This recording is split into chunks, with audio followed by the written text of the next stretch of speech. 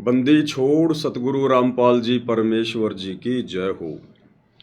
सत्साई भाई और बहनों, बहुत बड़ी दया, बहुत बड़ी मेहर पूज्य गुरुदेव भगवान की, सतगुरु रामपाल जी परमेश्वर जी की, जिनके शुभ आशीर्वाद से, विशेष आशीर्वाद से आप और हम सभी सत्सेवक भाई बहन साध संगति से जुड़कर अपनी आत्मा के कल्याण हेतु भक्ति मार्ग पर हर प्रकार से मर्यादाओं में रहते हुए, हर प्रकार से संघर्ष करते हुए अपनी आत्मा के कल्याण हेतु निरंतर आगे की ओर ही बढ़ रहे हैं। भाई और बहनों, इस कलयुग की पिछली पीढ़ी में पूज्य गुरुदेव भगवान की उन चंद आत्माओं पर विशेष रजा है, कृपा है, मेहर है, जिन आत्माओं को गुरुदेव ने सन 2014 बरवाला कांड के बाद से चुन चुनकर साध संगतियों में जोड़ दिया है। और जैसा भगत गुरुदेव भगवान हमें बनाना चाहते हैं, वैसा भगत बनने की प्रक्रिया में हम भाई बहन भी जी जान से दिन रात आगे बढ़ रहे हैं। क्योंकि अब की बार हमने पूज्य गुरुदेव भगवान को निराश नहीं करना है, नाराज नहीं करना है, जैसा कि हम युगों युगों से करते आए हैं। जब जब ये कबीर भगवान सतलोक से चलकर सशरीर गति करके अपनी अच्छी आत्माओं से मिलने के लिए, उन्हें भक्ति से संबंधित जानकारी देने के लिए सतलोक से आते हैं, धरती पर गुरु रूप में प्रकट होते हैं, तब तब हम आत्माएं काल प्रेरणा से, नादानी से, कमजोर संस्कारों के चलते गुरु रूप में आए हुए इस कबीर भगवान को हम केवल अपना गुरु ही मान लेते हैं, एक संत मान लेते हैं, इन्हें परमेश्वर के रूप में स्वीकार नहीं करते। और यही हमारी आज से पहले जितनी बार भी हम इस कबीर परमेश्वर सतगुरु रामपाल जी की शरण में आए हैं, सबसे बड़ी कमजोरी रही है। तो इस कमजोरी को भाई और बहनों अब की बार गुरुदेव भगवान भी नहीं रखना चाहते, और आप और हम आत्माओं ने भी जी जान लगाकर कोशिश करनी है कि अब की बार 84 से पार। तो भाई और बहनों, पूज्य गुरुदेव भगवान के आशीर्वाद से हम आगे बढ़ते हैं। उससे पहले गुरुदेव भगवान का जयकारा लगाएंगे, गुरुदेव भगवान से आशीर्वाद प्राप्त करेंगे। बंदी छोड़ सतगुरु रामपाल जी परमेश्वर जी की जय हो। परम पिता परमात्मा, सारी सृष्टि के सर्जनहार, कुल मालिक, असंख्य ब्रह्मांडों के स्वामी, जगत गुरु, तीनों लोकों में प्रवेश करके सबका धारण पोषण करने वाले, राजाधिराज, आत्माधार, नाथों के नाथ, देवों के देव महादेव, सर्वेश्वर महेश्वर, मृत्युंजय, अजरो अमर, आदि अनादि सनातनी प्रभु, जगत पिता जगदीश्वर, श्री श्री 1008 की उपाधि के वास्तविक अधिकारी, अकाल मूर्त शब्द स्वरूपी राम वासुदेव, सर्वगतम ब्रह्म, परम पूज्य, प्रथम पूज्य, परम संत, परम पुरुष, परम धनी, परम दयालु, सत्य कबीर, हक्का कबीर, अल्लाहु कबीर, अल्लाहु अकबर, बाखबर, अल्लाह ताला, जगत के तारणहार, जगत के मुक्तिदाता, जगत के जगन्नाथ, हारे के सहारे, हिंदुओं के राम, मुसलमानों के अल्लाह, सिखों के वाहिगुरु, ईसाइयों के मसीह, दया के सागर दया निधि, करुणा के सागर करुणा निधि, स्वयंभू परिभू, संकट मोचन, कष्ट हरण, मंगल करण, दुख भंजन, अविगत कबीर, निर्विकार निर्विषम परमात्मा, अलय अलेख सतगुरु, आदि अनादि सतगुरु, असली मर्यादा पुरुषोत्तम, असली राम, असली कृष्ण, असली घनश्याम, असली मुरारी, राजाओं के राजा, महाराजाओं के महाराजा, शहंशाहों के शहंशाह, सम्राटों के सम्राट, भगवानों के भगवान, अल्लाहों के अल्लाह, प्रभुओं के प्रभु, मसीहाओं के मसीह, सच्चे वाहिगुरु, बाबाओं के बाबा, पीरों के पीर, सेठों के सेठ, जगत सेठ, सावड़ सा सेठ, सर्वगुण संपन्न, अनंत कोटि कलाओं के स्वामी, अनंत कोटि ब्रह्मांडों के नायक, योगियों में महायोगी, ध्यानियों में महाध्यानी, सिद्धों में परम सिद्ध, ज्ञानियों में तत्व ज्ञानी, ब्रह्म ज्ञानी, महाज्ञानी, परम ज्ञानी, सर्वश्रेष्ठ ज्ञानी, विज्ञानी, युवा कबीर, समृत कबीर, असमवात, अमित ओजा, सच्चे रहनुमा, करीम अल्लाह, सुभान अल्लाह, दुनिया के अंतिम पैगंबर, 8 सितंबर 1951 से गांव धनाना, जिला सोनीपत, हरियाणा, भारतवर्ष की पावन भूमि पे प्रकट रियल कल्कि भगवान श्री नारायण साकार हरि, श्री बाबा साहेब, नूर अनंत परमात्मा, सच्चे दरवेश, सच्चे बाखबर, संत शिरोमणि सतगुरु रामपाल जी परमेश्वर जी के चरण कमल में साध संगति से जुड़े हुए देश विदेश से आप और हम सभी सत्सेवक भाई बहनों का अनंत कोटि दंडवत प्रणाम। तो भाई और बहनों, पूज्य गुरुदेव भगवान की ये असीम रजा, असीम दया, मेहर इसी प्रकार से आप और हम सभी भगत भाई बहनों पर बनी रहे और हमें अंत तक, हमारा शरीर छूटने तक जो सद्बुद्धि गुरुदेव भगवान ने हमें वर्तमान में दी हुई है, गुरु रूप में आए हुए उस परमेश्वर ने अपनी पहचान करवाई है, ये सद्बुद्धि हमें अंतिम समय तक मिलती रहे। और भाई और बहनों, वही बात है, जैसे गुरुदेव भगवान जब सत्संग करते हैं, सृष्टि रचना बताते हैं, यथार्थता समझाते हैं, तो कुछ एक भाई बहन कहा करते थे कि भाई संत रामपाल जी के पास तो ले दे के वही चार बात हैं, गधा बनेगा, कुत्ता बनेगा, गधा बनेगा, कुत्ता बनेगा, 84 में जाएगा। तो लोग कहते थे कि संत रामपाल जी के पास तो ले दे के वही चार बात है। अब भाई वो क्या बताएं अब इससे ज़्यादा गुरुदेव भगवान क्या समझाएंगे। हमारी बुद्धि में जितना ज्ञान समाएगा, हम जितना ज्ञान ग्रहण करने योग्य हैं, परमेश्वर उतना ही तो बताएंगे। अरे एक मेमोरी कार्ड आता है, मेमोरी कार्ड 2 MB का, 4 MB का, 4 GB का, 8 GB का। तो 4 MB के मेमोरी कार्ड में जितना स्पेस है, जितना स्टोरेज है, उसके अंदर उतना ही तो मटेरियल डाला जा सकता है। अगर इससे ज़्यादा मटेरियल डालोगे तो उसमें समाएगा नहीं, वो स्वीकार ही नहीं करेगा, एक्सेप्ट ही नहीं करेगा। तो इसी प्रकार भाई और बहनों, सतगुरु रामपाल जी परमेश्वर जी का ये तत्व ज्ञान, ये मूल ज्ञान, सार ज्ञान, ये अरबों खरबों जीबी का है, अरबों खरबों जीबी का। और आप और हम 2 कोटि के जीव, भले यहाँ कोई राष्ट्रपति है, चाहे बहुत बड़ा कोई वैज्ञानिक है, ले दे के 2-4 MB उसके दिमाग की, बस इतनी है औकात है। अब उस परमेश्वर के अरबों खरबों जीबी का वो ज्ञान अब 2-4 के मेमोरी कार्ड में कहाँ डलेगा। इसलिए परमात्मा केवल हमारे मतलब की बातें ही हमारे दिमाग में डालते हैं। और हमारे मतलब की बात यही है कि हम इस गंदे लोक 21 ब्रह्मांड की गंदी व्यवस्था से भली भांति परिचित हो जाएं, इस जन्म मरण के चक्कर से परिचित हो जाएं, तपतशिला का कष्ट, 84 लाख योनियों का कष्ट और नरक का कष्ट, इससे हम परिचित हो जाएं।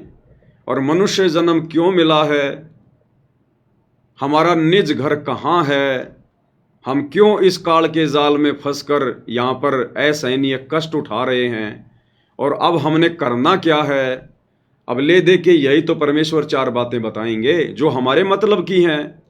अब बेमतलब की बातें तो परमात्मा करता नहीं है, क्योंकि बेमतलब की बातें तो बेमतलब के इंसान करते हैं। तो इसी प्रकार भाई और बहनों, ये जो साध संगतियां हैं गुरुदेव के आशीर्वाद से चल रही हैं, इनमें भी ले दे के मतलब की 4 चीजें ही बताई जाएंगी, 4 चीजें ही। कुछ एक भगत भाई बहन जो अभी काल प्रेरित हैं, पूरी तरह से उनके हृदय में गुरुदेव का तत्व ज्ञान समाया नहीं है, नीर खीर का निवेरा करने के योग्य अभी बने नहीं हैं। और जब वो साध संगति की वीडियो देखते हैं, सुनते हैं, तो मतलब की चीज़ें तो उनके दिमाग के ऊपर से निकल जाती हैं। फिर वो कहते हैं कि ये पवन दास तो बस 4 ही बात करता है, मैनेजमेंट ने ये कर दिया, मैनेजमेंट ने वो कर दिया, साध संगति में ये होता है, साध संगति में वो होता है। अरे और क्या, फिर जखड़ी गाएं भाई, और क्या गाएं, जखड़ी गाएं क्या। जखड़ी होती है, जब हम छोटे छोटे थे तो हमारे गांव में जब कोई बटेऊ आ जाता था, कोई मेहमान आ जाता था, कोई ताज़ा ताज़ा शादी होती थी किसी की, और जब वो बना जी आते थे तो उसकी सासू माता जी गांव की औरतों को इकट्ठा करके और गीत गुवाया करती थी। वो खाना खाता था, उस समय गांव की औरतें इकट्ठी होकर गीत गाया करती थी, तो उसमें जखड़ी भी गाई जाती थी। जखड़ी भी एक प्रकार का भजन ही होता था, गीत ही होता था। तो बताओ अब भाई साहब, पवन दास क्या जखड़ी गाए। अरे परमात्मा ने जो गवाना है वही तो गाएंगे।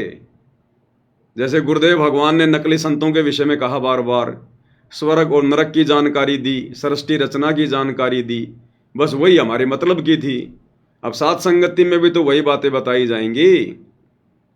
जो लोग इस परमेश्वर के मार्ग में अंधे गधे की भूमिका निभा रहे हैं, इस परमेश्वर को ना पहचान कर, इनको मानुष मानकर अपने भी कर्म फोड़ रहे हैं, अन्य बेचारे नादान संगत के भी कर्म फुड़वा रहे हैं, गुरुदेव की मर्यादाओं की धज्जियां उड़ाते हुए सारे भक्ति और मर्यादा विरुद्ध कार्य किए जा रहे हैं और करवाए जा रहे हैं। अब इन्हीं सब बातों की तो जानकारी बताएंगे। और सात संगति में क्या होता है, सात संगति में किस प्रकार से भाई बहन मर्यादाओं में रहकर गुरु को परमात्मा मानकर अपने आत्म कल्याण के प्रति चिंतित होके भक्ति कर रहे हैं। अब यही तो सारी बातें बताई जाएंगी। अरे मैथ का टीचर तो मैथ की बातें बताएगा। अब वो साइंस वाले बच्चे कहें कि नहीं नहीं बस खाली इसको तो मैथ की बातें आती हैं, तो भाई मैथ वाले को तो मैथ की बातें आएंगी। तो इसी प्रकार भाई और बहनों, आप और हमने तो जब तक आप और हमारा जीवन गुरुदेव भगवान के आशीर्वाद से है, जब तक ये शरीर है, हमने तो अपने गुरुदेव भगवान की महिमा में यही जखड़ी गानी है, हमने तो यही गीत गाने हैं। हम तो इसी प्रकार से ये परमेश्वर की महिमा करते करते, सत्य का बखान करते करते, क्योंकि देखो गुरुदेव भगवान का मिशन यही है।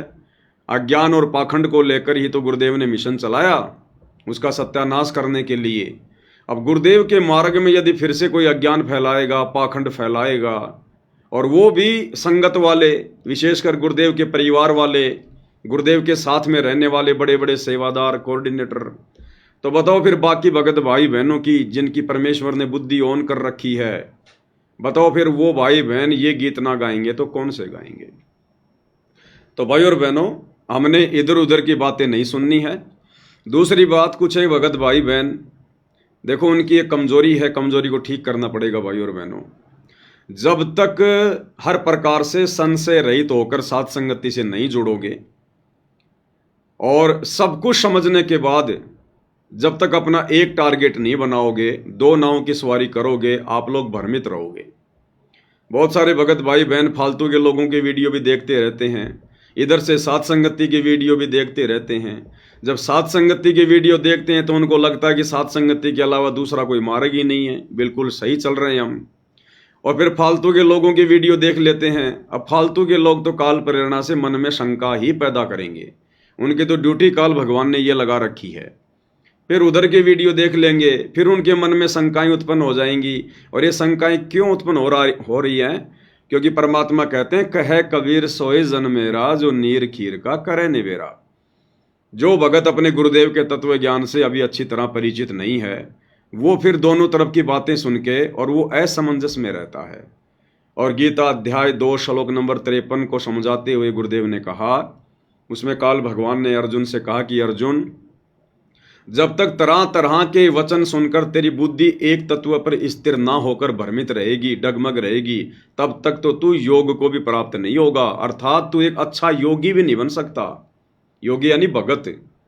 जब तक तरह तरह के लोगों की तरह तरह की बातें सुनकर और तू डगमग वाली स्थिति में रहेगा, उसकी सुनेगा तो उसके जैसी, उसकी सुनेगा तो उसके जैसी, तो परमात्मा कहते बिना पैंदे के लोटे वाली स्थिति होती है उसकी। वो फिर निसंशय होकर भक्ति मार्ग पर आगे नहीं बढ़ सकता। तो पहले ये क्लियर कर लो, कन्फर्म कर लो, जल्दबाजी में साथ संगति से जुड़ना कोई अनिवार्य नहीं है, कोई कंपलसरी नहीं है। पहले हर प्रकार से बाकी हर जगह धक्के खा लो, फिर लो, घूम लो, लोगों से ज्ञान ले लो, जो बेमतलब की बकवादे हैं पहले वो सुन लो ढंग से। और जब तुम्हें लगे कि उनके पास में कुछ भी नहीं है, फालतू की बकवाद है, राग द्वेष ईर्ष्या में सड़ रहे हैं और सिकंदर लोधी की तरह उनको जलन का भयंकर रोग लगा हुआ है, जो सात संगतियों से ईर्ष्या करते हैं, तो पहले भाई उनकी पूरी जानकारी ले लो, पहले उनका ज्ञान ले लो, उसके बाद में फिर सात संगति में आओ। और यहाँ आने के बाद में फिर ड्यूएल मोड में मत चलो, फिर दो नाव की सवारी नहीं चलेगी, फिर नहीं तो दुर्गति होगी फिर आपकी। क्योंकि यहाँ तो ले दे के सतगुरु की महिमा है, गुरुदेव के सत्संगों के आधार से बातें की जाती हैं। अब वो बातें आप लोगों की नहीं समझ में आ रही है तो आप लोगों के कमजोर संस्कार हैं भाई, ये आपकी अपनी बुद्धि का विषय है, इसमें हम कुछ नहीं कर सकते।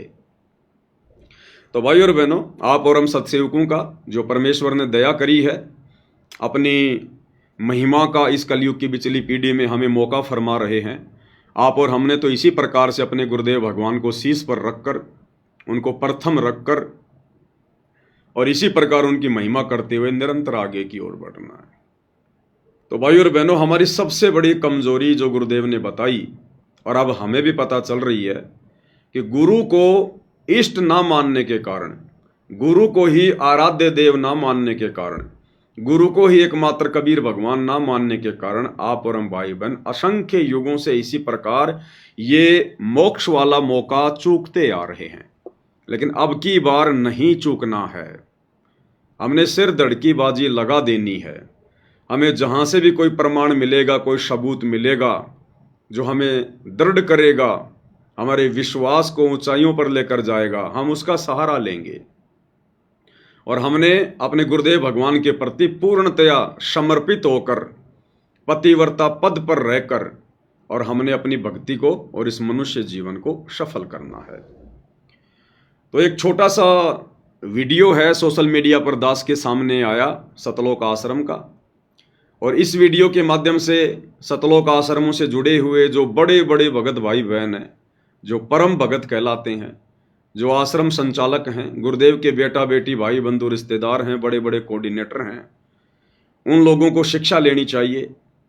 और ये जितने भी लोग जो पत्रकार बन के घूम रहे हैं, सतलोक आश्रम न्यूज़ चैनल वाले, जगह जगह इन्होंने ब्रांचें खोल दी हैं, भक्तों के गले में ज़बरदस्ती वो पत्रकारिता का वो पट्टा डाल दिया है, 1.5 फुट का माइक दे दिया है, बेमतलब की खबरें, वहाँ इतना पानी गिर गया, वहाँ पर रोडें फूट गई, वहाँ पे गड्ढे हो गए, वहाँ पे तेंदुआ मर गया, ये दुनिया भर की फालतू की खबरें ये लोग खाली व्यूज प्राप्त करने के लिए दुनिया वालों की तरह डालते रहते हैं।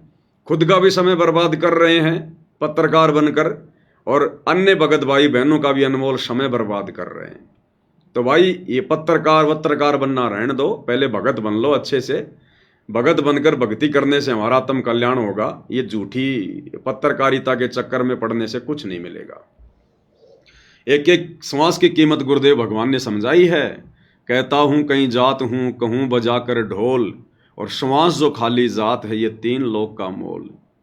और तुम इस अनमोल श्वास को सारा दिन फोकट में, फालतू में, दुनिया भर की ऊट पटांग खबरें दिखा दिखा के, सा न्यूज़ चैनल पे डाल डाल के अपना भी बेड़ा गर्क कर रहे हो और भक्तों का भी बेड़ा गर्क करवा रहे हो। तो ये सतलोक आश्रम का एक छोटा सा वीडियो है, एक छोटा सा भगत जी है। अब देखो, जब परमात्मा प्रेरणा करते हैं, जब परमेश्वर की दया होती है तो भाई और बहनों इस प्रकार से होती है। ये छोटा सा बच्चा एक बहुत बड़ा संदेश दे रहा है, बहुत बड़ा संदेश। लेकिन इस बच्चे को यदि समय रहते साथ संगति नहीं मिली, सुसंगति नहीं मिली, तो ये बच्चा एक ना एक दिन कुसंगति का शिकार हो जाएगा। इन सतलोक आश्रम वालों की भेंट चढ़ जाएगा ये, और इसके भी मन में फिर वो दाढ़ी मूछ वाली फोटो ही कबीर भगवान के रूप में समा जाएगी। क्योंकि आश्रम में जाएगा तो भी वही देखेगा, घर पर रहेगा तो इसके माता पिता ने भी वही दाढ़ी मूछ वाली फोटो घर पे दरबार में लगा रखी होगी, इसके गले में लॉकेट में भी वही टांग रखी होगी। तो ये आत्मा बिगड़ जाएगी बेचारी साथ संगति के अभाव में। लेकिन फिलहाल इसके विचार बहुत अच्छे हैं। ये परमात्मा के ये पिछले जन्मों की हंस आत्मा है, और ये क्या संदेशा दे रहा है। जो इसका इंटरव्यू ले रहा है, एक बहन इसका इंटरव्यू ले रही है, अब कम से कम उसकी 18, 20, 25 साल की तो उम्र होगी उसकी आवाज़ के हिसाब से। अब अगर पत्रकार बनाया गया है तो 18 साल से कम लड़की को तो नहीं बनाया जाता, 18 साल से ऊपर की कोई बनाया जाता है तो 20 से 25 साल की ये लड़की होगी। और वो भगत ही है जो साथ न्यूज़ चैनल का लेके डंडा खड़ी हुई है और सवाल कर रही है छोटे भगत से। और ये भगत कितना सुंदर जवाब दे रहा है, कितना बढ़िया जवाब दे रहा है। ऐसा जवाब तो गुरुजी के लड़के भी नहीं दे सकते, दोनों लड़के मिलकर भी ऐसा जवाब नहीं दे सकते, क्योंकि काल उनकी बुद्धि पे बैठा हुआ है। ये लड़की पूछ रही है आपके गुरुजी का क्या नाम है, तो भगत जी कह रहे हैं कि संत रामपाल जी महाराज। फिर ये लड़की कह रही है आप परमात्मा किसको मानते हैं, तो भगत जी कह रहे हैं कबीर साहिब को। सही बात है, क्योंकि वेदों में परमात्मा का नाम कबीर है, सतगुरु रामपाल जी का वेदों में नाम है कबीर। तो इन्होंने कहा कि कबीर साहिब। तो फिर वो लड़की कह रही है अच्छा आप गुरुजी तो मानते हैं संत रामपाल जी को, और आपके अनुसार कबीर भगवान है, परमात्मा है कबीर जी। तो ये छोटा भगत कह रहा कि नहीं नहीं, आपकी जानकारी के लिए बता दूं, उस बहन को कह रहा है कि नादान क्यों तेने 20-25 साल अपनी जिंदगी के फालतू में खो दिए। कह रहा है आपकी जानकारी के लिए बता दूं, संत रामपाल जी महाराज ही कबीर भगवान हैं। कितना सुंदर जवाब भाई और बहनों। फिर भी इन मतिहीन लोगों की, इन आश्रम वालों की आंखें नहीं खुल रही हैं। तो सुनते हैं छोटे भगत जी का बहुत ही बड़ा सा जवाब। आपका क्या नाम है? साईदास। थोड़ी सी आवाज कर देते हैं ताकि अच्छे से सुनाई दे।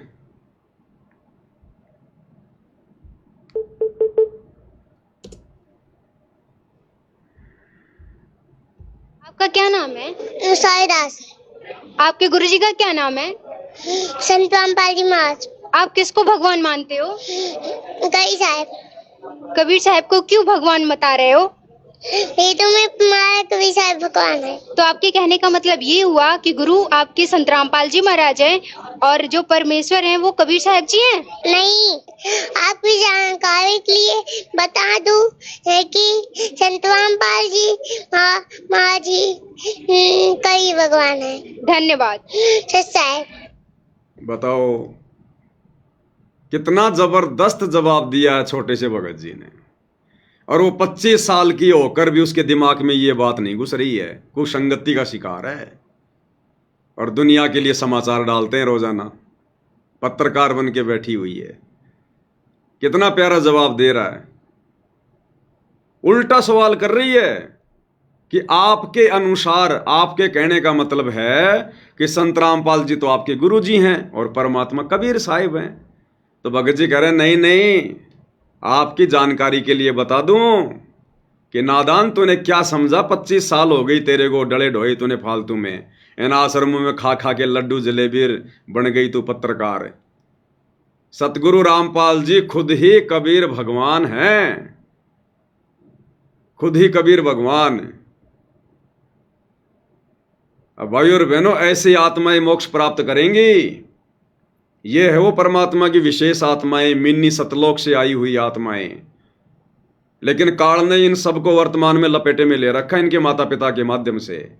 अगर इस आत्मा को समय रहते साथ संगति नहीं मिली तो ये भी उनके जैसे ही हो जाएगी, उनके जैसे ही। क्योंकि गुरुदेव ने कबीर सागर के सरलार्थ में साफ साफ लिखा हुआ है कर्म बोध के अंदर कि परमात्मा की भक्ति मिलना तो जीव के संस्कार हैं। मान लीजिए आपको सच्चे गुरु की भक्ति मिल गई, सच्चे परमात्मा की भक्ति मिल गई, उसके बाद में सुसंगति और कुसंगति का बहुत बड़ा रोल है, बहुत बड़ा रोल। सच्चे गुरु की शरण भी मिल गई और यदि साथ संगति नहीं मिली, सुसंगति नहीं मिली, तो भी आप आत्म कल्याण नहीं करवा पाएंगे। तो फिलहाल इस परमेश्वर की हंस आत्मा को इन सतलोक आश्रम वालों की कुसंगति प्राप्त है। और अगर समय रहते भाई और बहनों इस आत्मा को साथ संगति नहीं मिली तो ये भी धीरे धीरे लड्डू जलेबी बर्फी के चक्कर में उधर ही बह जाएगा भावनाओं में। लेकिन अभी तो बहुत छोटी आत्मा है, परमात्मा आ लेंगे तब तक तो अपनी आत्माओं को संभालने के लिए इनके जाल में ज़्यादा नहीं फंसने देंगे परमेश्वर। तो कितना सुंदर जवाब, कितना अच्छा जवाब एक बार फिर से सुनते हैं भाई और बहनों। आप पर हमारा विश्वास दृढ़ होगा। और ये इस प्रकार के इंटरव्यू भाई और बहनों परमात्मा प्रेरणा करके दिलवाते हैं गुरुदेव भगवान। उन आश्रम वालों की तो फिर भी आंखें नहीं खुलेंगी, उसने तो करके धन्यवाद चलती बनी। और एक छोटा सा संदेशा परमात्मा ने आप और हमारे तक पहुंचा दिया कि हम साथ संगति वाले भाई बहन जिस रास्ते पर चल रहे हैं यही परमेश्वर का असली रास्ता है। यानी गुरु को परमात्मा माने बिना तो भक्ति शुरू भी नहीं होती है, शुरू भी। भले आप अपने अंदर चाहे सार नाम लेकर, सार शब्द लेकर कितने बड़े भगत बने फिरो, गुरु को परमात्मा माने बिना तो भक्ति शुरू भी नहीं होती है। आपका क्या नाम है? साईदास। आपके गुरुजी का क्या नाम है? संत रामपाल जी महाराज। आप किसको भगवान मानते हो? कबीर साहब। कबीर साहब को क्यों भगवान बता रहे हो? ये तो मैं तुम्हारा कबीर साहब भगवान है। इन्होंने दाढ़ी मूंछ वाली फोटो को नहीं कहा कबीर साहब, उसने सवाल क्या किया कि आप परमात्मा किसको मानते हो, तो कबीर साहब। फिर कह रही है कबीर साहिब को क्यों मानते हो परमात्मा? तो बहुत अच्छा जवाब दिया कि वेदों में प्रमाण है कबीर साहिब भगवान है। और वेदों में तो नाम कबीर है, फोटो थोड़ी लगी हुई है वेदों में दाढ़ी मूछ वाली। तो अच्छा जवाब दिया कि हमारे गुरुजी सतगुरु रामपाल जी का ही नाम, वैदिक नाम उनका कबीर है। और आगे तो फिर पसीने ला दिए उस बहन के। बताओ, ये 5-6 साल का बच्चा परमात्मा की आत्मा और उस 25 साल की काल प्रेरित आत्मा को समझा रहा है कि नहीं, आपकी जानकारी के लिए बता दूं, संत रामपाल जी महाराज ही कबीर भगवान है। तो आपके कहने का मतलब ये हुआ कि गुरु आपके संत रामपाल जी महाराज हैं और जो परमेश्वर हैं वो कबीर साहब जी हैं? नहीं, आपकी जानकारी के लिए बता दूं है कि संत रामपाल जी महाराज जी कबीर भगवान है। धन्यवाद। संत रामपाल जी महाराज जी ही कबीर भगवान हैं। यही थे, यही हैं और यही रहेंगे। सतगुरु आदि अनादि है, यानी सतगुरु सबसे पहले था जब कोई नहीं था, और सतगुरु सबसे लास्ट तक रहेगा जब कोई नहीं रहेगा। सतगुरु आदि अनादि है और सतगुरु मध्य है मूल। मध्य यानी बीच बीच में भी परमात्मा ही आता है, स्वयं सतगुरु ही आता है। मध्य है मूल, और मूल यानी भक्ति की मूल, भक्ति की जड़ भी सतगुरु ही है। सतगुरु आदि अनादि है, सतगुरु मध्य है मूल, और सतगुरु को सिजदा करूं एक पलक नहीं भूल। सतगुरु को ही दंडवत करूं और एक पलक भी उनके अलावा, उनकी भक्ति के अलावा अपने ध्यान को ना भरमाऊं, ना भटकाऊं। बताओ फिर किसी और के लिए जगह कहां बच गई? तो भाई और बहनों, सतगुरु के इर्द गिर्द, सतगुरु के चरणों में पड़े रहने से ही हमारा मोक्ष संभव है। अन्यथा ये कागज के टुकड़े, ये बनावटी फोटो, और आजकल तो एआई से ना जाने सतगुरु रामपाल जी की ऐसी भुंडी भुंडी फोटो बनाई जा रही है, भुंडी भुंडी फोटो, ऐसे बेकार और लगते हैं। और खुली छूट मिल गई इनको, क्योंकि आश्रमों में ये गुरुजी के कार्टून बना बना के वीडियो चलाते हैं। अब जो बाकी लड़के हैं, लड़कियां हैं, जिनके हाथों में मोबाइल हैं, वो क्या सीखेंगे? तो इसी प्रकार से कार्टून बना बना के डाले जा रहे हैं, नकली फोटोएं बना बना के सोशल मीडिया पर डाली जा रही हैं सतगुरु रामपाल जी की। अरे नालायकों, अभी तो सतगुरु रामपाल जी ओरिजिनल रूप में धरती पर प्रकट हैं। अरे ये नकली फोटोएं, एआई से फोटोएं उस समय बनेंगी जब इनके धरती से जाने के बाद, हजारों साल बाद, जब इनकी ओरिजिनल फोटोएं भी समाप्त हो जाएंगी, तब लोग इस प्रकार की फोटोएं बनाया करते हैं। जैसे आजकल कोई झांसी की रानी की फोटोएं बना रहा है, कोई भगत सिंह की फोटोएं बना रहा है और कहता है देखो ये है भगत सिंह की ओरिजिनल फोटो, बड़ी मुश्किल से मिली है। तो अभी तो नालायकों गुरु धरती पर है, अभी उनका कार्टून मत बनाओ। और डाल रहे हैं सोशल मीडिया पर बना बना के नकली फोटो। अरे उस नकली फोटो को देखने से हमारे पाप कर्म नाश होंगे क्या? सतगुरु की ओरिजिनल फोटो से ही, उसके दर्शन से ही पाप कर्म नाश होंगे, एआई वाली से नहीं होंगे। ये काल की सूक्ष्म चाल है, ये षड्यंत्र है काल का, विज्ञान का दुरुपयोग कर रहा है एआई का। अब लेकिन तुम लोग कैसे समझोगे इन बातों को? तुम्हारे सिर पे तो खुद काल बैठा है, वही तो सारे उल्टे काम करवा रहा है। तो कितना सुंदर जवाब दिया। और भाई और बहनों, गुरुदेव भगवान भी हमें यही समझाते हैं, हमें यही बताते हैं परमात्मा, और उनका यही, उनका एकमात्र ये प्रयास रहा है कि ये आत्माएं जितना हो सके कम समय में और गुरु को इष्ट मानकर, परमेश्वर मानकर अपनी भक्ति शुरू कर दें। और क्या कह रहे हैं गुरुदेव भगवान इस शॉर्ट वीडियो में कि पुण्यात्माओं, न्यू सोच लो इस दास के स्थान पर कबीर भगवान आ गए।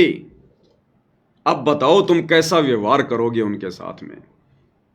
यानी हमें यह पता लग जाए कि सतगुरु रामपाल जी की जगह कबीर भगवान आए हुए हैं तो खुद ही कबीर भगवान, लेकिन गुरुदेव भगवान स्पष्ट रूप से ना कहकर अपने आप को छुपा कर अपने विधान अनुसार और संकेतों की भाषा में हमें समझाना चाहते हैं कि अगर तुम्हें यह कन्फर्म हो जाए कि संत रामपाल जी के रूप में कबीर जी धरती पर हैं, प्रकट हैं,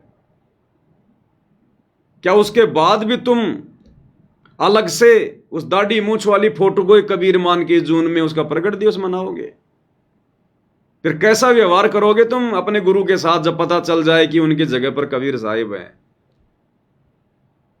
हालांकि गुरुदेव भगवान का यही ओरिजिनल रूप जो हम देख रहे हैं, यही उनका शतलोकी रूप है, क्योंकि बिना कबीर परमेश्वर के धरती पर आए अपने ओरिजिनल रूप में दर्शन दिए आप और हमारे पाप कर्म नहीं कर सकते। वे अगर अपने पुत्र के रूप में आएंगे वर्तमान में, हमारे पाप कर्म नहीं कटेंगे। वे अगर अपना रूप चेंज करके आएंगे, बदल के आएंगे, हमारे पाप कर्म नहीं कटेंगे। इसलिए परमात्मा स्वयं कलयुग की पिछली पीढ़ी में स्पेशल, क्योंकि बाकी समय तो परमात्मा अपने पुत्रों का रूप बनाकर आ जाते हैं, लेकिन कलयुग की पिछली पीढ़ी में तो गुरुदेव भगवान हर प्रकार से हमें भक्ति की पूरी पूरी खुराक खिलाते हैं, अपने ओरिजिनल रूप में आते हैं। इसीलिए परमात्मा कहते हैं कबीरा दर्शन साधु का परमात्मा आवे याद, और लेखे में वाई घड़ी बाकी का समय बर्बाद। तो गुरुदेव कह रहे हैं न्यू सोच लो, इस दास के स्थान पर कबीर जी बैठे हैं। अब कैसा व्यवहार करोगे अपने गुरुजी के साथ? क्या अब भी अपने गुरुजी को खाली गुरुजी मानोगे? मां के गर्भ से जन्म लिया हुआ एक व्यक्ति मानोगे? क्या अब भी उनका जन्मदिन मनाओगे अवतरण दिवस के बहाने 8 सितंबर को? तो क्या कह रहे हैं गुरुदेव भगवान, कितने प्यार से हमें समझाना चाह रहे हैं परमात्मा। अब देखो पुण्यात्मा, पहले तो परमात्मा स्वयं आए थे, फिर ये दास भेजा है। अगर इस दास के स्थान पर स्वयं मालिक आगे हो, ये सोच लो। अगर इस दास के स्थान पर स्वयं मालिक आ गए हों, ये सोच लो। यानी आदेश दे दिया हमें गुरुदेव ने कि ये सोच लो तुम्हारे गुरुजी की जगह स्वयं कबीर भगवान आ चुके हैं। अब तुम अपने गुरुजी को क्या मानोगे? खाली गुरुजी मानोगे? गांव धनाने का रामपाल जाट मानोगे? इंद्रो माई की कोख से जन्म लिया हुआ व्यक्ति मानोगे? क्या उसके बाद भी तुम जून में किसी और दाढ़ी मूछ वाली कबीर जी की समझे जाने वाली नकली काल्पनिक फोटो का प्रकट दिवस मनाओगे? जब तुम्हें यह कन्फर्म हो जाए कि तुम्हारे गुरु की जगह पर कबीर जी आ चुके हैं। अभी स्पष्ट नहीं कहेंगे गुरुदेव भगवान, बाकी कहने में कोई कमी नहीं छोड़ रहे परमात्मा, स्वयं को परमात्मा साबित करने में। अब देखो पुण्यात्मा, पहले तो परमात्मा स्वयं आए थे, फिर ये दास भेजा है। अगर इस दास के स्थान पर स्वयं मालिक आगे हो, ये सोच लो। और आप जैसा व्यवहार इस दास से कर रहे हो, तो हम उनसे भी यही करते। और जैसा व्यवहार गुरुदेव कह रहे हैं अगर आप इस दास के साथ में करोगे, वैसा ही परमात्मा के साथ माना जाएगा। तो भोग किसको लगाया जाता है? परमात्मा को। तो गुरुजी को भोग लगाएंगे तो गुरुजी के ही अनुसार वो किसको माना जाएगा? परमात्मा को। अगर गुरु का ही हम प्रकट दिवस मनाएंगे तो वो किसका प्रकट दिवस माना जाएगा? परमात्मा का, कबीर जी का। फिर अलग से जून के महीने में उस दाढ़ी मूछ वाली फोटो का प्रकट दिवस मनाने का क्या मतलब? जो क्रिया, जो व्यवहार हम अपने गुरुजी के साथ करेंगे वो परमात्मा के साथ ही हुआ माना जाएगा। ये आदेश दे दिया गुरुदेव ने। फिर अलग से किसी और को परमात्मा मानकर वो क्रिया करने का क्या फायदा? फिर तो हम अपना समय बर्बाद कर रहे हैं और अपने गुरुजी का वचन की उल्लंघना कर रहे हैं। जब गुरु ने स्पष्ट कर दिया कि जो व्यवहार, जो क्रिया तुम अपने गुरु को परमात्मा मानकर उनके साथ करोगे वो परमात्मा के साथ ही मानी जाएगी। बताओ फिर अलग से किसी और को परमात्मा मानने की क्या जरूरत पड़ गई? फिर अब ये कॉमन सेंस की बातें भाई और बहनों, ये मूल ज्ञान की बातें हैं। अब ये बातें इन आश्रम वालों के समझ में नहीं आती। भले ही इन्होंने सार शब्द ले लिया, कुछ भी ले लिया, भले ये 60-60 साल के हैं, भले ये पूरी जिंदगी गुरु जी के साथ में घूमे, लेकिन गुरु के साथ घूमने से ज्ञान नहीं आता। ज्ञान तो गुरु की मेहर से आता है। पिछले जन्म से होते हैं पूर्ण हंस मुराद। इसी कारण से इनका और हमारा वैचारिक मतभेद है, अन्यथा दोनों का गुरु एक, गुरु ने दोनों को भक्ति एक जैसी दी। फिर बताओ मतभेद किस बात का? लेकिन मतभेद हो गया विचारों का, ज्ञान और अज्ञान का। और ये रजा सब पे नहीं होती भाई और बहनों, ये रजा परमेश्वर अपनी विशेष आत्माओं पे करता है, विशेष आत्माओं पर अपनी पहचान करवाने का। तो क्या कह रहे हैं गुरुदेव भगवान, शुरू से सुनो पूरा। अब देखो पुण्यात्मा, पहले तो परमात्मा स्वयं आए थे, फिर ये दास भेज आए। पॉइंटों पर पॉइंट है भाई और बहनों, पॉइंटों पर पॉइंट। गुरुदेव कह रहे हैं पहले तो परमात्मा स्वयं आए थे, अब इस दास को भेज दिया। अब दो बातें हैं, पहले परमात्मा स्वयं आए तो अब क्या दिक्कत हो गई परमात्मा नहीं आए? अरे परमात्मा भी कहीं बिजी हो जाते हैं क्या? परमात्मा की भूल पड़ जाती है क्या कि पहले तो परमात्मा स्वयं आए, अब इस दास को भेज दिया? तो उसका कोई कारण भी तो होगा, दास को क्यों भेज दिया? क्योंकि हमने तो सृष्टि रचना में यही सुना और परमात्मा ने कहा है कि जिसका काम उसी को साजे और करे तो मूर्ख बाजे। तो काल लोक से अपनी आत्माओं को काल के बंधन से छुड़वाकर परमात्मा स्वयं लेकर जाते हैं, फिर अब अपने दास को क्यों भेज दिया? तो उसका जवाब तो मिलना चाहिए ना। लेकिन आपको कभी भी गुरुदेव ने इसका जवाब नहीं दिया, कभी भी ये कारण आपको नहीं बताया कि अब क्यों नहीं आए परमात्मा। अरे आज से पहले तो काल का इतना दबाव भी नहीं था, इतना प्रेशर भी नहीं था। अब है वो समय मोक्ष का। अब काल ने अपने पूरे 1000 मुंह 1000 हाथ खोल रखे हैं आप और हम आत्माओं को यहीं रोक कर रखने के लिए। तो ऐसे जोर के समय में कबीर जी किसी और को भेज देंगे, और जब नॉर्मल समय था तो कबीर जी खुद आ गए। तो कोई कारण तो होगा क्यों नहीं आए, रीजन तो होगा ना। तो यहां गुरुदेव अपने आप को स्वयं नहीं कहेंगे कि बच्चों मैं ही कबीर भगवान हूं, और संकेतों में सब कुछ कह दिया कि 12वें पंथ हम ही चलावें और सब पंथों को मिटाकर एक ही पंथ चलावें। तो 12वें पंथ में 17 फरवरी 1988 को आदरणीय रामदेवानंद जी को अपना मुंह बोला गुरु बनाकर स्वयं कबीर भगवान आ चुके हैं, और सन 1994 से अपना यथार्थ 13वां कबीर पंथ भी चला चुके हैं। अन्यथा बता दो तुम्हारे दाढ़ी मूंछ वाले कबीर जी ने इस वाणी के अनुसार कब चलाया कबीर पंथ? कौन से दिन उन्होंने कबीर पंथ की नींव डाली? तुम कहते हो 1997 में संत रामपाल जी को मिले, तो गुरु जी तो कहते हैं कि खाली थोड़े समय के लिए मिले थे। हालांकि मिलना कुछ नहीं था, परमात्मा की लीला है, खेल है परमात्मा का। तो गुरु जी तो कहते हैं कि थोड़े समय के लिए मिले, सार शब्द देने का आदेश दे गए, अंतर ध्यान हो गए। बताओ कहां पंथ चलाया उन्होंने, कहां 12वें पंथ में आए? अरे 12वां पंथ तो 1994 में खत्म हो गया था, और कबीर जी मिले सतगुरु रामपाल जी को 1997 में, तो 12वें पंथ में कहां आए कबीर जी, और कहां उन्होंने 13वां पंथ चलाया? फिर उनकी तो वाणी फैल हो गई, और एक वाणी गलत हो सकती है तो फिर तो सारी वाणियां गलत होंगी, उनकी बहुत सारी वाणियां गलत होंगी। बताओ फिर क्या विश्वास करें फिर हम उनकी वाणियों पर? तो भाई और बहनों, ना तो परमात्मा गलत हो सकता, ना परमात्मा की हमारी वाणियां गलत हो सकती। गलत हम हैं जो समझ नहीं रहे अपने गुरु जी के संकेतों को, सत्संगों को। तो 17 फरवरी 1988 को ही कबीर भगवान 12वें पंथ में आदरणीय रामदेवानंद जी को मुंह बोला गुरु बना के प्रकट हो चुके हैं, आ चुके हैं। और 8 सितंबर 1951 को सह शरीर सतलोक से चलकर धरती पर प्रकट हुए, आप और हमारी चरम दृष्टि को धोखा देते हुए। क्योंकि परमेश्वर की वाणी है, साहिब से सतगुरु भय, सतगुरु से भय संत, और धर धर वेख विशाल अंग, ये खेल है आदि और अंत। सारी लीला, सारी भूमिका ये परमात्मा स्वयं करता है। और फिर सन 1994 में अपना 13वां यथार्थ कबीर पंथ चला दिया। अन्यथा वो 97 वाले दाढ़ी मूंछ वाले कबीर जी ने कहां चलाया? है कोई प्रमाण, है कोई जवाब? दे दो किसी के पास है तो भाई और बहनों, हमने समझना पड़ेगा, हमने विचार करना पड़ेगा। और क्या करें गुरुदेव भगवान अपने विषय में, समझदार को तो संकेत ही काफी है। अब देखो पुण्यात्मा, पहले तो परमात्मा स्वयं आए थे, फिर ये दास भेजा है। अगर इस दास के स्थान पर स्वयं मालिक आगे हो, ये सोच लो। और आप जैसा व्यवहार इस दास से कर रहे हो तो हम उनसे भी यही करते।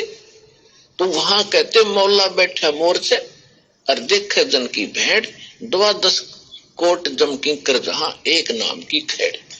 परमात्मा एकांत द्रोखे से देख रहा है आपकी सब रिहर्सल को, कि आप कैसी भावना रखते हो, कैसे आप भक्ति कर रहे हो, कितना दान में रुचि है, मेरे दास के प्रति आपके कैसे विचार हैं।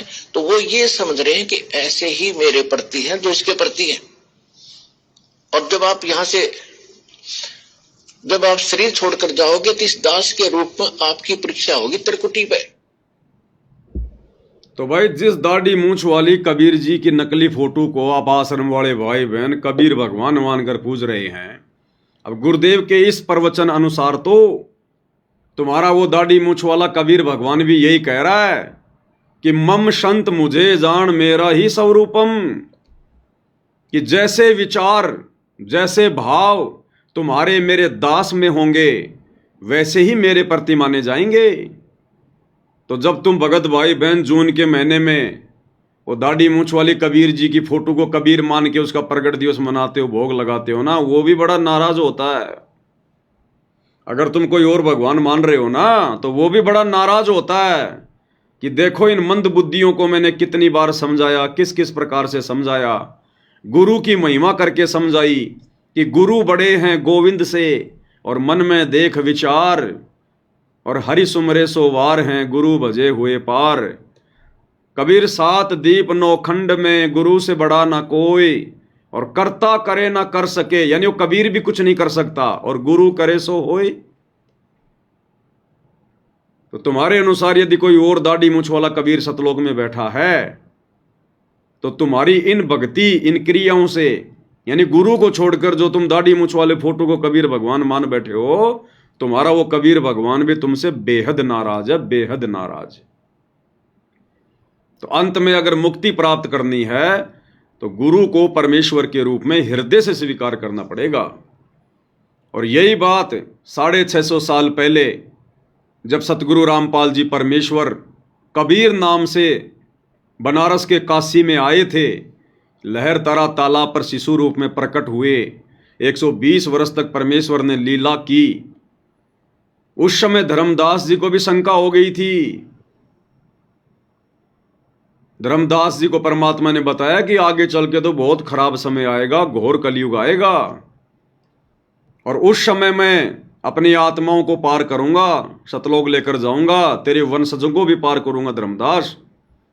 तो धर्मदास के मन में शंका उत्पन्न हो गई कि हे परमात्मा, अब वर्तमान में ही कितना घोर कलयुग है और मुझ नीच को समझाने में आपको कितना प्रयास करना पड़ा, और आप कह रहे हो 650 साल आगे तो बहुत घोर जो है वो कलयुग आ जाएगा। तो उस समय आप कैसे पार करोगे जब आज ही आपकी कोई बात नहीं मान रहा। तो परमात्मा ने कहा कि तेरे ताई साची बता दूं, उस समय मैं खुद ही चल कर जाऊंगा। क्योंकि धर्मदास को शंका हो गई थी कि आपका दास कैसे पार करेगा किसी को। आप कह रहे हो मैं अपना दास भेजूंगा, अपनी आत्मा भेजूंगा, तो आज आपकी बात नहीं सुन रहे, और उस समय तो घोर समय होगा, आपके दास की कौन सुनेगा। तो कबीर जी ने कहा कि धर्मदास मैं तेरे से सच्ची बात बता देता हूं, उस समय मैं खुद ही जाऊंगा। और फिर परमात्मा कह रहे हैं कि काल के आगे परमात्मा ने थोड़ा सा भेद रखा था कि मेरा दास जाएगा, क्योंकि काल नहीं समझ सकता था ये बात है, क्योंकि वो तो उस समय जोगजीत रूप में अपना भाई मान रहा था उनको। तो काल के आगे परमात्मा ने थोड़ा भेद रखा, छुपाया कि मेरा दास जाएगा कलयुग की पिछली पीढ़ी में, और धर्मदास को परमात्मा ने क्लियर कर दिया कि मैं खुद ही जाऊंगा, 12वें पंथ हम ही चलावें, सब पंथों को मिटाकर एक पंथ चलावें। तो क्या कुछ कहा भगवान ने, सुनिए उन्हीं की जुबानी। तो परमात्मा ने कहा था कि चौथा युग जब कलयुग आवेगा तब हम अपना एक दास भेजेंगे। तब हम अपना एक दास भेजेंगे, धर्मदास जी से कहा परमात्मा ने। अब ये बात सुन के धर्मदास को शंका होगी कि भगवान आज ही कोई आपकी बात नहीं मान रहा, और कलयुग की पिछली पीढ़ी में तो और भी घोर समय आ जाएगा, बेकार समय आ जाएगा, और आप कह रहे हो हम अपना दास भेजेंगे, तो आपकी दास की बात कौन मानेगा। चिंतित हो गया कि मेरे वंशज तो पार नहीं हो पाएंगे परमात्मा आपके दास से। फिर परमात्मा ने सच्चाई बताई कि हम खुद ही जाएंगे। अब वहां काल के सामने परमात्मा ने कहा कि हम अपना दास भेजेंगे। और कबीर वाणी चैप्टर में परमात्मा ने धर्मदास जी से, जब धर्मदास जी घने चिंतित हो गए थे कि हे परमात्मा, आपने सतनाम और सारनाम गुप्त रख दिया और इसके बिना मोक्ष नहीं हो सकता। आपने मुझ किंकर के ऊपर दया करी दास पे, और 42 वंश भी पीढ़ी बख्श दी, मेरी वंश चलेगा। तो हे परमात्मा, सारनाम और सतनाम बिना पार नहीं हो सकते, तो मेरे बच्चे कैसे पार होंगे। ऐसे कलेजा पकड़ के बैठ गया। परमात्मा ने सोचा भाई ये घना दुखी हो गया। तो परमेश्वर ने कहा कि सुन ले, काल ने क्या कहा था, 12 पंथ करूं मैं साजा, नाम तुम्हारा ले करूं आवाजा। 12 पंथ नाम जो लेगी, हमरे मुख में आन समोही। जाओ जोग जीत संसारा, जीवन माने कहा तुम्हारा। जीव तुम्हारा कहा न माने, हमारी ओढ़ हो बाद बखाने। अब इतना समय नहीं रहा, मैं वो सारे प्रमाण आज नहीं दिखा पाऊंगा आपको कि 12 पंथ कौन कौन से हैं। तो 12 पंथ, 12वां पंथ गरीबदास पंथ बताया है, लिखा कवि सागर में। तो परमात्मा ने कहा तू चिंता ना करे धर्मदास, जब 5500 वर्ष कलयुग बीत जाएगा तब या पिछली पीढ़ी आवेगी, और पिछली पीढ़ी तक ये ज्ञान और तत्व ज्ञान और सतनाम सारनाम कति गुप्त रखना है, नहीं तो काल के दूतों का हाथ लग जाएगा, मेरा सारा मिशन खराब हो जाएगा। तो परमात्मा ने देखा कि ये बिल्कुल चिंतित हो गया घना। परमात्मा ने देखा धर्मदास तो घना चिंतित हो गया कि परमात्मा आपका दास तो पार नहीं कर पाएगा किसी को। समर्थ का काम उसी को साजे, और करे तो मूर्ख बाजे। तब उसका दिल डांटने के लिए उसको हकीकत बताई परमात्मा ने, और क्या कहा कि 12वें पंथ हम चल आवें, सब पंथों को मिटाकर एक पंथ चलावें। तब परमेश्वर ने कहा धर्मदास, जब साची बताऊं तेरे ते, कि धर्मदास तेरे ते साची बताऊं। अरे भगवान कभी झूठ बोलेगा क्या। सत्य पुरुष वही है जो सत्य कहे, झूठ आसपास भी नहीं होती। तो क्या कहा परमात्मा ने 650 साल पहले कि धर्मदास तेरे से साची बताऊं, यानी हकीकत क्या है। अब वर्तमान में कलयुग की पिछली पीढ़ी में संत रामपाल जी के रूप में कौन है धरती पर। कबीर भगवान का कोई दास है या खुद कबीर भगवान है, तो सच्ची बात बता रहे हैं। खराब हो जाएगा। तो परमात्मा ने देखा कि ये बिल्कुल चिंतित हो गया घना। तब परमेश्वर ने कहा धर्मदास, जब साची बताऊं तेरे ते।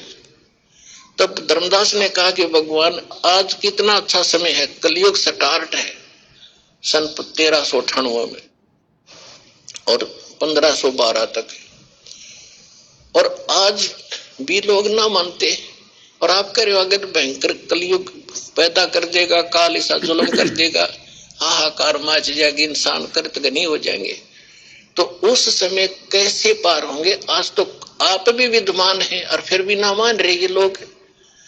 तो परमात्मा ने कहा जब 5500 वर्ष कलयुग बीतेगा और बर्मा वंश चल चुका होगा इस काल का, यानी गरीबदास पंथ तक, तो उस बर्म में पंथ में मैं आऊंगा स्वयं, और फिर सभी पंथों को खत्म करके एक पंथ बनाऊंगा। क्या कहा परमात्मा ने, सच्ची हकीकत बताई कि 12वें पंथ में मैं आऊंगा खुद चलकर, और सब पंथों को मिटाकर एक पंथ चलाऊंगा। तो तुम्हारे दाढ़ी मूछ वाले कबीर जी तो तुम लोगों के अनुसार संत रामपाल जी को 1997 में आके मिले, और 12वां पंथ खत्म हो गया 1994 में, क्योंकि 12वें पंथ के अंतिम गुरु आदरणीय राम देवानंद जी ने अपने सर्व अधिकार उपदेश देने का, सत्संग करने का 1994 में संत रामपाल जी के हाथ में दे दिया और खुद हो गए रिटायर। तो 12वां पंथ तो 1994 में खत्म हो गया और कबीर जी ने आना था 12वें पंथ में। तो कौन आए फिर 12वें पंथ में? सतगुरु रामपाल जी आए और 13वां पंथ उन्होंने आके चलाना था। 1994 में चलाया 13वां कबीर पंथ। अब ये तत्व ज्ञान है भाई और बहनों। ये सांसारिक पढ़ाई पढ़ते पढ़ते दिन रात वो मैथ के सवाल, वो सूत्र निकालते निकालते आप और हमारे को युग बीत गए, कुछ भी हाथ नहीं लगा। अब इसमें दिमाग लगाना पड़ेगा, इस परमात्मा के आध्यात्मिक ज्ञान में पीएचडी करनी पड़ेगी, इसमें चिंतन मनन मंथन करना पड़ेगा, सूत्र निकालने पड़ेंगे, पॉइंट टू पॉइंट ये कनेक्शन जोड़ने पड़ेंगे, तब जाकर ये काल हमारी आत्मा में ये बात ढंग से बैठने देगा। नहीं तो हवाई गुरु को परमात्मा कहने से भी बात नहीं बनेगी। दिल में जगह चाहिए, दिल में गुरु को परमात्मा मानने के लिए।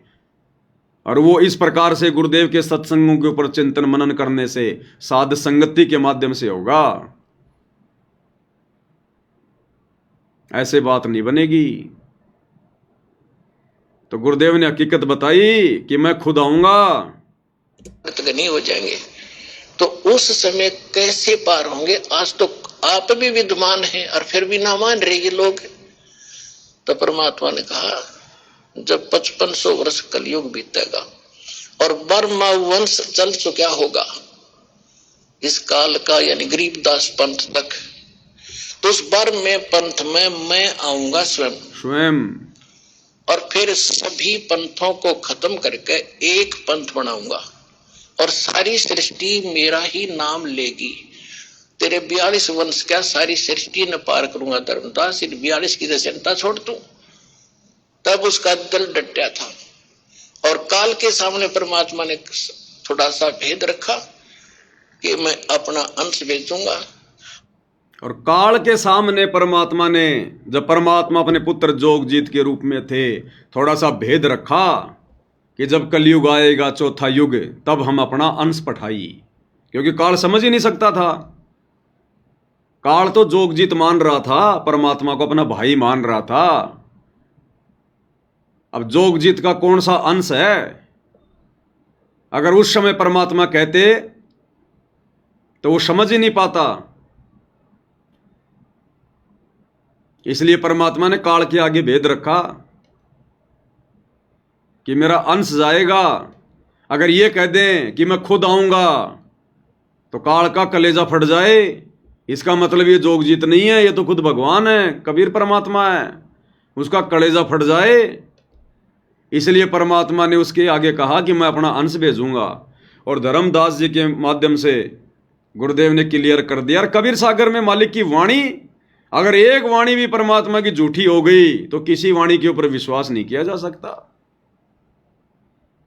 कि 12वें पंथ हम ही चलावें, सब पंथों को मिटाकर एक पंथ चलावें। तो तुम्हारे दाढ़ी मूछ वाले कबीर जी तो 12वां पंथ खत्म होने के बाद में आए।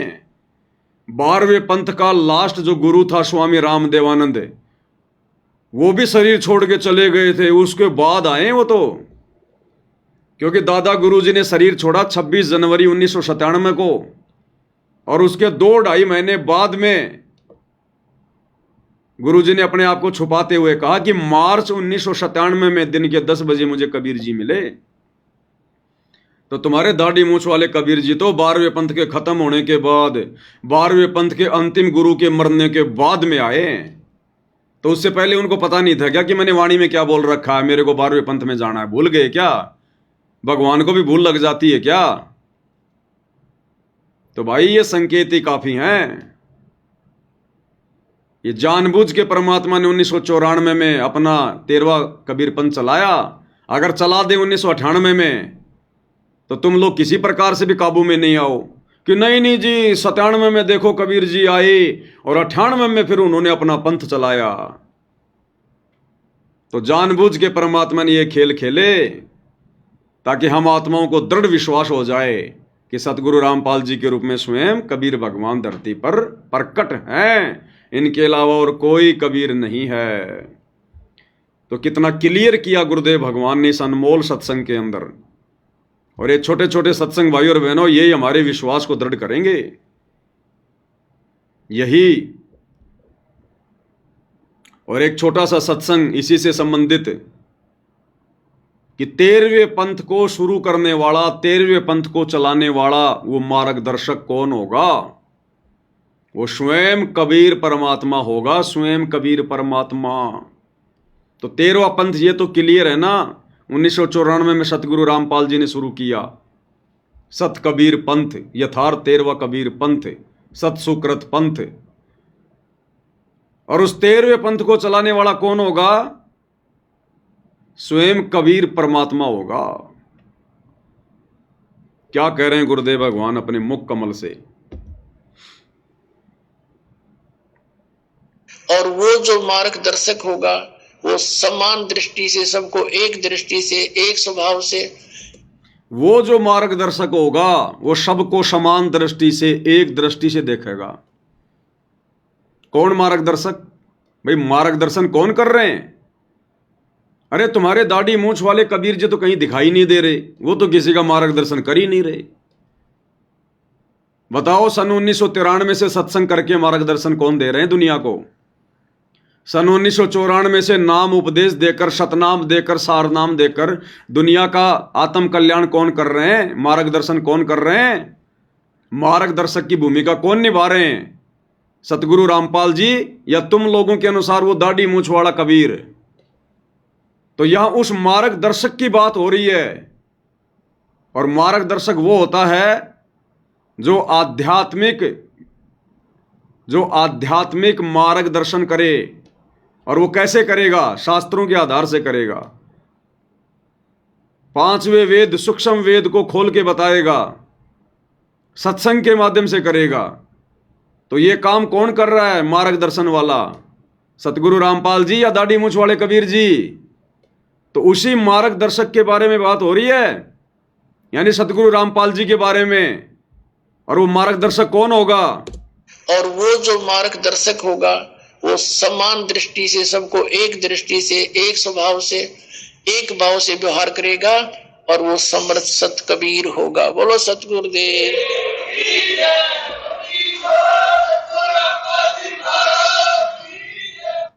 और वो कौन होगा? वो समर्थ सत्य कबीर ही होगा।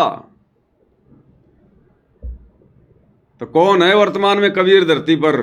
सतगुरु रामपाल जी, स्वयं कबीर परमात्मा। इसलिए उस दाढ़ी मूंछ वाली कबीर की समझे जाने वाली बनावटी, नकली, मुर्दा, बेजुबान फोटो का सतगुरु रामपाल जी के यथार्थ 13वें कबीर पंथ में, उनके भक्तों के दिल में, घर में, दरबार में कोई स्थान नहीं है, कोई जगह नहीं है। और मंद बुद्धि होगा वो भगत, सबसे बड़ा महामूर्ख होगा जो सतगुरु रामपाल जी से उपदेश लेने के बाद अगर उस दाढ़ी मूंछ वाली कबीर की समझे जाने वाली फोटो को परमात्मा मानकर उसमें जरा भी आस्था रखेगा। क्योंकि गुरु और गोविंद दो नहीं भाई, जब तक दो समझोगे दो जग में जाई। नरक में जाने वाले काम है, नरक में जाने वाले काम। तो कितना क्लियर किया गुरुदेव भगवान ने कि वो जो मार्गदर्शक होगा, जो 13वां कबीर पंथ चलाएगा, वो स्वयं समर्थ सत्य कबीर होगा। और सबके साथ एक समान व्यवहार करेगा, सबको एक समान देखेगा। अब देखेगा वो जो धरती पे होगा, जो गुरु रूप में होगा। अब तुम्हारे दाढ़ी मूंछ वाले क्या देखेंगे? किसको देखेंगे भाई? अरे सतलोक आश्रम वालों, तुम्हारे दाढ़ी मूंछ वाले कबीर जी धरती पे कहाँ हैं? कौन से दिन उन्होंने हमारे साथ में समान व्यवहार किया? वो तो कभी मिले भी नहीं, वो तो कभी साक्षात्कार भी नहीं दिया उन्होंने। भगवान कभी छुपता हुआ डोलता है क्या? भगवान को किस बात का डर है, किस बात का भय है? अरे ये छुपन छुपाई का खेल तो ये काल खेलता है, ये रहता है छुप के। फिर तुम्हारे कबीर भगवान दाढ़ी मूंछ वाले अगर वही भगवान है तो छुप के क्यों बैठे हैं? किस बात का डर है? क्या कुछ उल्टा पुल्टा काम कर रखा क्या उन्होंने भी काल की तरह? जो उनको शर्म आती है अपने बच्चों के सामने आने में। कबीर भगवान को शर्म नहीं है, वो उल्टा काम कभी सोच भी नहीं सकते, उनकी सोच में भी नहीं होता। इसीलिए तो 8 सितंबर 1951 को ही दिल्ली मंडल में आके बैठ गए, सतगुरु दिल्ली मंडल आईसी। पूज्य गुरुदेव सतगुरु रामपाल जी परमात्मा, ये है समर्थ सत्य कबीर, जो सबके साथ समान व्यवहार कर रहे हैं। समदृष्टि, सतगुरु के लक्षण 4 बखाना। प्रथम वेद शास्त्र को ज्ञाना, दूजे हरि भक्ति मन कर्म वचन जानी, तीजे समदृष्टि जाना, और चौथा वेद विधि सब कर्मा। ये 4 लक्षण सतगुरु के जाना। तो समदृष्टि की भूमिका कौन निभा रहे हैं? सतगुरु रामपाल जी निभा रहे हैं। तो ये हैं रियल में कबीर भगवान। और इनके अलावा अगर किसी और में जरा भी आस्था रख ली, as a god, as a परमात्मा, भाई मुक्ति नहीं हो पाएगी। बाकी भक्ति जो कर रहे हो, दान धर्म जो कर रहे हो, सुमरण जो कर रहे हो, फिर काल के हत्थे चढ़ जाओगे, ब्रह्मा विष्णु महेश बन जाओगे, धरती पर राजा महाराजा बन जाओगे, और फिर दुर्गति भी होगी फिर आगे भयंकर। जितनी मौज उतनी सजा। तो ये पंगा भाई और बहनों समझदार आत्मा तो लेगी नहीं गुरु को मानुष मानने वाली। तो कितने अच्छे से गुरुदेव भगवान आप और हमारी आंखें खोलते हुए सन 1993 से सत्संग करते हुए आ रहे हैं। और एक सत्संग में देखो गुरुदेव भगवान ने कितने अच्छे से हमें समझाया। परमात्मा क्या कह रहे हैं? 17 फरवरी 1988 को उन्होंने आदरणीय राम देवानंद जी को अपना मुंह बोला गुरु धारण किया। आदरणीय राम देवानंद जी कोई सतगुरु नहीं थे। सतगुरु तो एक ही होता है पूरी सृष्टि में, एक ही, एक समय में एक ही होता है, दूसरा कोई सतगुरु नहीं होता। सतगुरु एक ही होता है। एक समय में 2 सतगुरु नहीं होते, क्योंकि परमात्मा एक ही है और परमात्मा स्वयं सतगुरु की लीला करता है। तो आदरणीय राम देवानंद जी को तो गुरुदेव ने केवल इस भक्ति विधान को बनाए रखने के लिए गुरु शिष्य परंपरा का निर्वाह करते हुए खाली फोकट की महिमा दी है कि वो मेरे सतगुरु थे, वो परमात्मा थे, वो बंदी छोड़ थे।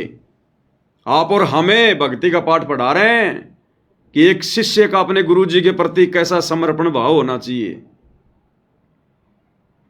उन्होंने हमें रिहर्सल करके दिखाई, ताकि हम अपने गुरु जी को कबीर परमेश्वर मानकर जब उनके साथ इसी प्रकार से समर्पण भाव दिखाएंगे, श्रद्धा भाव दिखाएंगे, क्योंकि हमारे गुरुदेव तो हैं ही खुद कबीर। ये तो रियल गॉड हैं, रियल सतगुरु हैं, रियल बंदी छोड़ हैं। तो जब तक हमारे भाव उस कदर नहीं होंगे तब तक हमारी बात नहीं बनेगी। तो परमेश्वर ने रिहर्सल करके दिखाई, एक मुंह बोले शिष्य की भूमिका निभा के, मुंह बोला गुरु बना के। अन्यथा आदरणीय राम देवानंद जी कोई सतगुरु नहीं थे। अगर वे ही सतगुरु होते तो फिर सतगुरु रूप में संत रामपाल जी को आने की क्या जरूरत थी? अरे परमात्मा कहते हैं सिद्ध तार है पिंड आपना और साधु तार है खंड, और सतगुरु उसको जानियो जो तार देवे ब्रह्मांड। सतगुरु तो वो होता है जो पूरे ब्रह्मांड को पार कर दे, मोक्ष करा दे। तो अगर आदरणीय राम देवानंद जी ही सतगुरु होते तो फिर सतगुरु रामपाल जी को आने की जरूरत क्या थी? वो खुद ही ना सबको पार कर देते। तो एक समय में धरती पर एक ही सतगुरु होता है। अब बताओ, फिर जब खुद सतगुरु रामपाल जी सतगुरु हैं, फिर 1997 में सतलोक से चलकर और कौन सा दाढ़ी मूछ वाला सतगुरु आएगा? क्या सतगुरु भी 2 होते हैं क्या? 3 होते हैं क्या? एक तो आदरणीय राम देवानंद जी हो गए सतगुरु, एक सतगुरु रामपाल जी हो गए सतगुरु, और एक 1997 में दाढ़ी मूछ वाले कबीर जी हो गए सतगुरु। अरे भगवान भी 3 होते हैं क्या? तो क्या कह रहे हैं गुरुदेव भगवान? क्लियर कर रहे हैं परमात्मा, ध्यान से सुनिएगा। कौन ब्रह्मा का पिता है, ये 18 पुराण पढ़ते हैं, आज तक ये नहीं मालूम कि कौन ब्रह्मा का पिता है, कौन विष्णु की मां, शंकर का दादा कौन है। कोई तो जो बता। अब तो सभी बता देंगे, क्योंकि ये ज्ञान इस दास के द्वारा परमात्मा ने प्रकट करवा दिया। लेकिन आज से, जब से ये दास ये कथा सुनाने लगा है, सत्संग करने लगा, उससे पहले का कोई व्यक्ति बता के दिखा दो, हम मान जाएंगे। वो कोई क्या कह रहे हैं गुरुदेव? कौन ब्रह्मा का पिता है, कौन विष्णु की मां, शंकर का दादा कौन है, हमको दे बता। तो सतगुरु रामपाल जी कह रहे हैं कि अब तो हर कोई बता देगा, क्योंकि दास 1993 से बता रहा है, समझा रहा है, अब तो हर कोई बता देगा। लेकिन गुरुदेव कह रहे हैं इस दास से पहले का कोई व्यक्ति, कोई संत बता के बताओ, एक का भी नाम बताओ जिसको पता हो कि ब्रह्मा का पिता कौन है, विष्णु की माता कौन है, शंकर का दादा कौन है। क्या कह रहे हैं गुरुदेव? शब्दों पे ध्यान देना। इस दास से पहले का कोई संत बताओ। तो सतगुरु रामपाल जी से पहले वाले संत तो भाई उनके गुरुजी थे। अरे सतगुरु रामपाल जी से पहले तो उनके गुरुजी थे ना संत। तो गुरुजी ने तो उनको भी रिजेक्ट कर दिया कि इससे पहले का कोई संत बताओ, तब हम मान जाएंगे। और सतगुरु ने कह दिया तो कह दिया, फिर कोई नहीं हो सकता। तो क्लियर कर दिया गुरुदेव ने कि इस दास से पहले का कोई संत बताओ जो ये बातें जानता हो, जो ये तत्व ज्ञान जानता हो। तो गुरुदेव ने खुद अपने गुरुजी को भी रिजेक्ट कर दिया, क्योंकि गुरुजी से पहले तो संत उनके गुरुजी थे ना, उनको भी रिजेक्ट कर दिया ये कह के कि इस दास से पहले का कोई संत बताओ, हम मान जाएंगे। अब बताओ भाई और बहनों, फिर दादा गुरुजी के पास में सार नाम कहां से आ गया, सार शब्द कहां से आ गया? भाई जिनको ज्ञान संपूर्ण नहीं, जिनको ज्ञान पूरा नहीं, उनके पास में सार शब्द कहां से आ जाएगा? इसलिए दास बार बार कहता है, हमारे दादा गुरुजी को स्वयं सतगुरु रामपाल जी ने सार नाम दिया, सार शब्द दिया। उनके पास में नहीं था सार नाम, सार शब्द। जो गुरुदेव अपने आप को छुपा के कहते हैं ना कि मेरे पूज्य गुरुदेव जी ने मुझे सार नाम दिया, अरे उनको तो ज्ञान भी पूरा नहीं था, खुद गुरुजी रिजेक्ट कर रहे हैं। और जिसके पास ज्ञान पूरा नहीं हो उसके पास में सार नाम कहां से आ जाएगा? तो ये परमात्मा स्वयं सार शब्द है, इनको किसी से सार शब्द लेने की जरूरत नहीं पड़ती। ये स्वयं जगत गुरु है।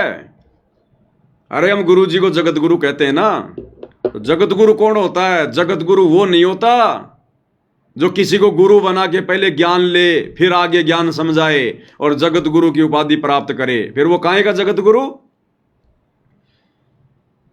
अरे फिर काहे का जगत गुरु? फिर जगत गुरु तो वो हो गया जिससे सतगुरु रामपाल जी ने ज्ञान लिया, यानी आदरणीय रामदेवानंद जी हो गए जगत गुरु। जगत गुरु परमेश्वर को कहा जाता है। जाति हमारी जगत गुरु, परमेश्वर है पंथ, और गरीब दास लिखित पड़े मेरा नाम निरंजन कंत। तो जगत गुरु वो होता है जो जगत को ज्ञान देता है, ना कि जगत वालों से ज्ञान लेके फिर आगे ज्ञान देता है। तो नादानो, हम जो अपने गुरुदेव को जगत गुरु कह रहे हैं ना, तो जगत गुरु की भी परिभाषा हमें अच्छे से समझ में आनी चाहिए।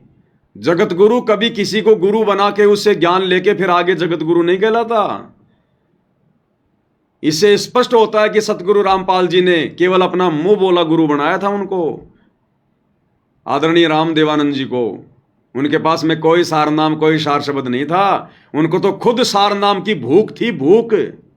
सतनाम भी नहीं था उनके पास में, सतनाम भी।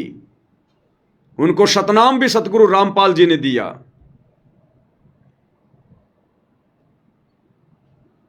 तो क्या कह रहे हैं गुरुदेव भगवान कि इस दास से पहले का कोई संत बता दो जिसको ये ज्ञान हो। तो गुरुजी से पहले तो उनके गुरुजी संत थे, क्या उनको भी ज्ञान नहीं था? नहीं था। केवल परमात्मा ने उनको निमित्त बना रखा था। आदरणीय गरीबदास जी से लेकर आगे धीरे धीरे धीरे धीरे इस पंथ को यहां तक लेकर आना, ये कड़ी से ये कड़ी जोड़ना, गुरु परंपरा को बनाए रखना।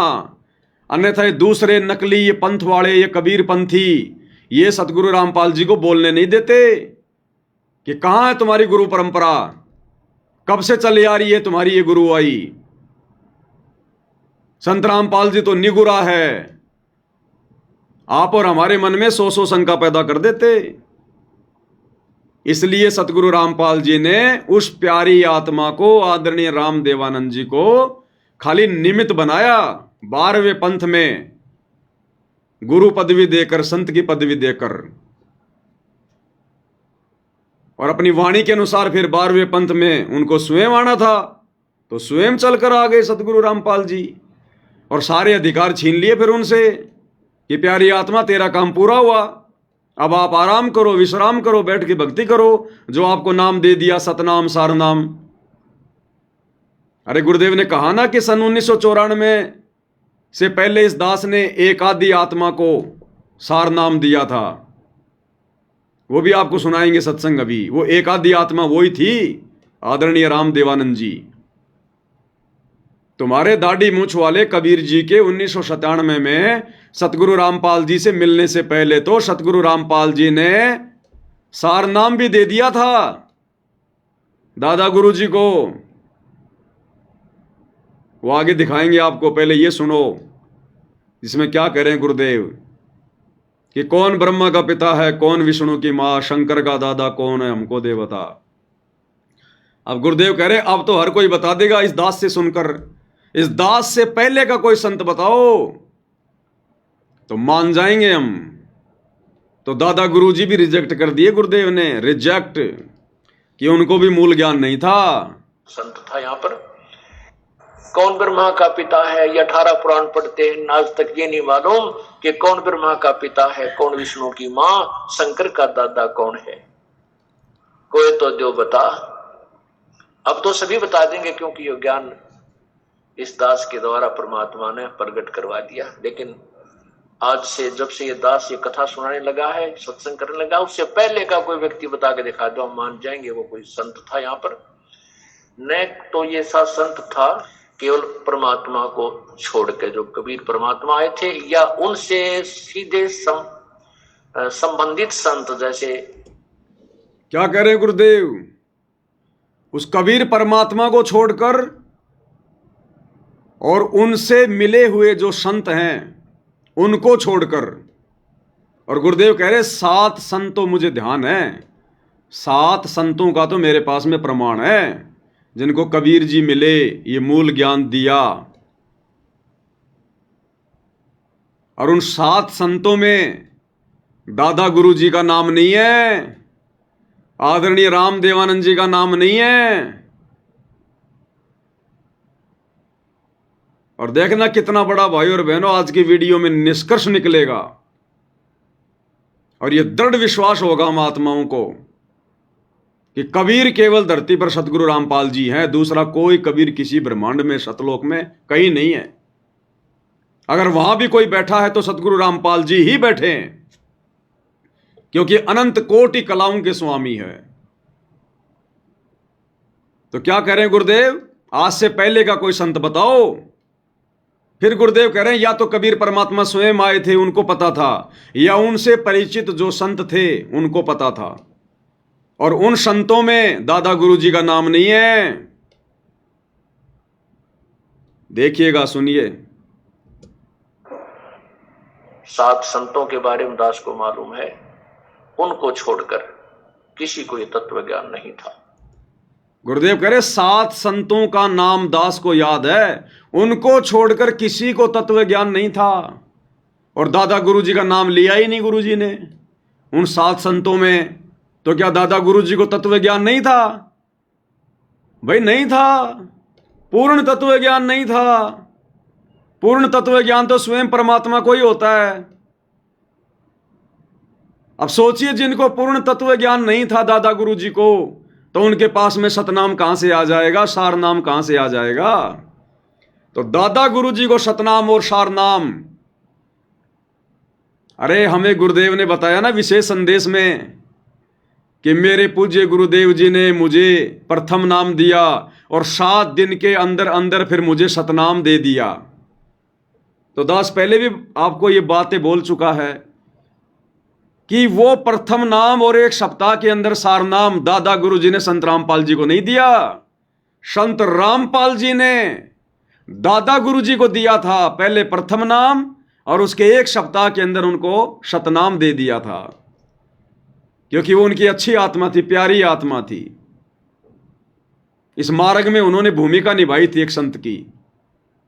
तो सतगुरु रामपाल जी ने 1 सप्ताह के अंदर अंदर प्रथम नाम और शतनाम ये दादा गुरु जी को दिया था, ना कि दादा गुरु जी ने सतगुरु रामपाल जी को दिया था।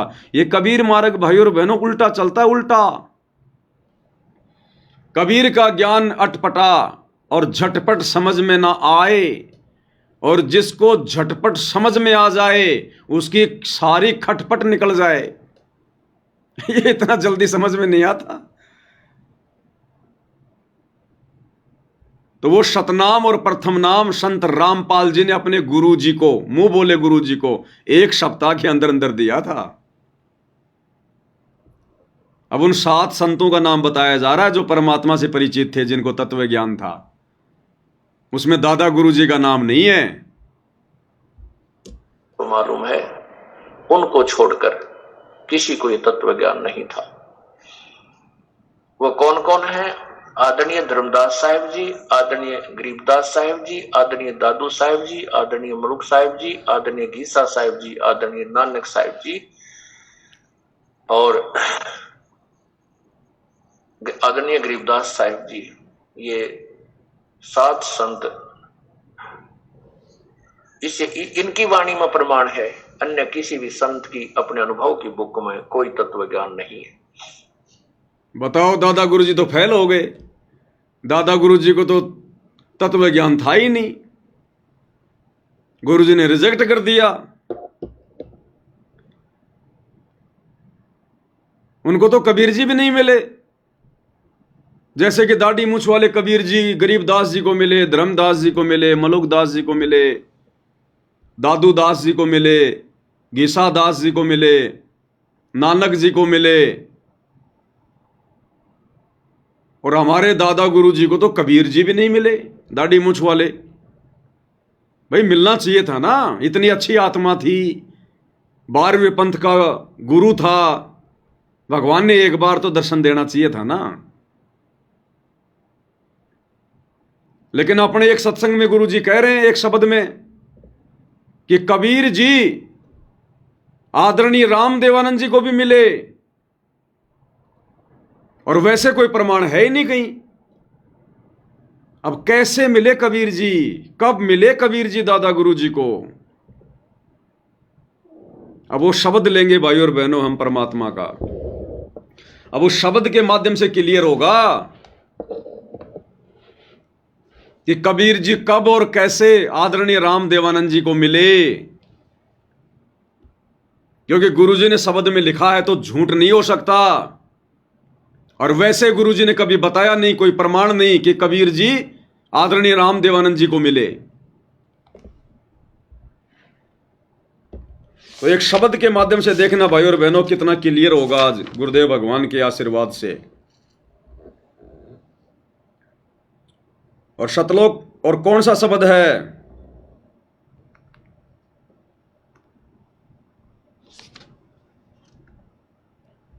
शब्द है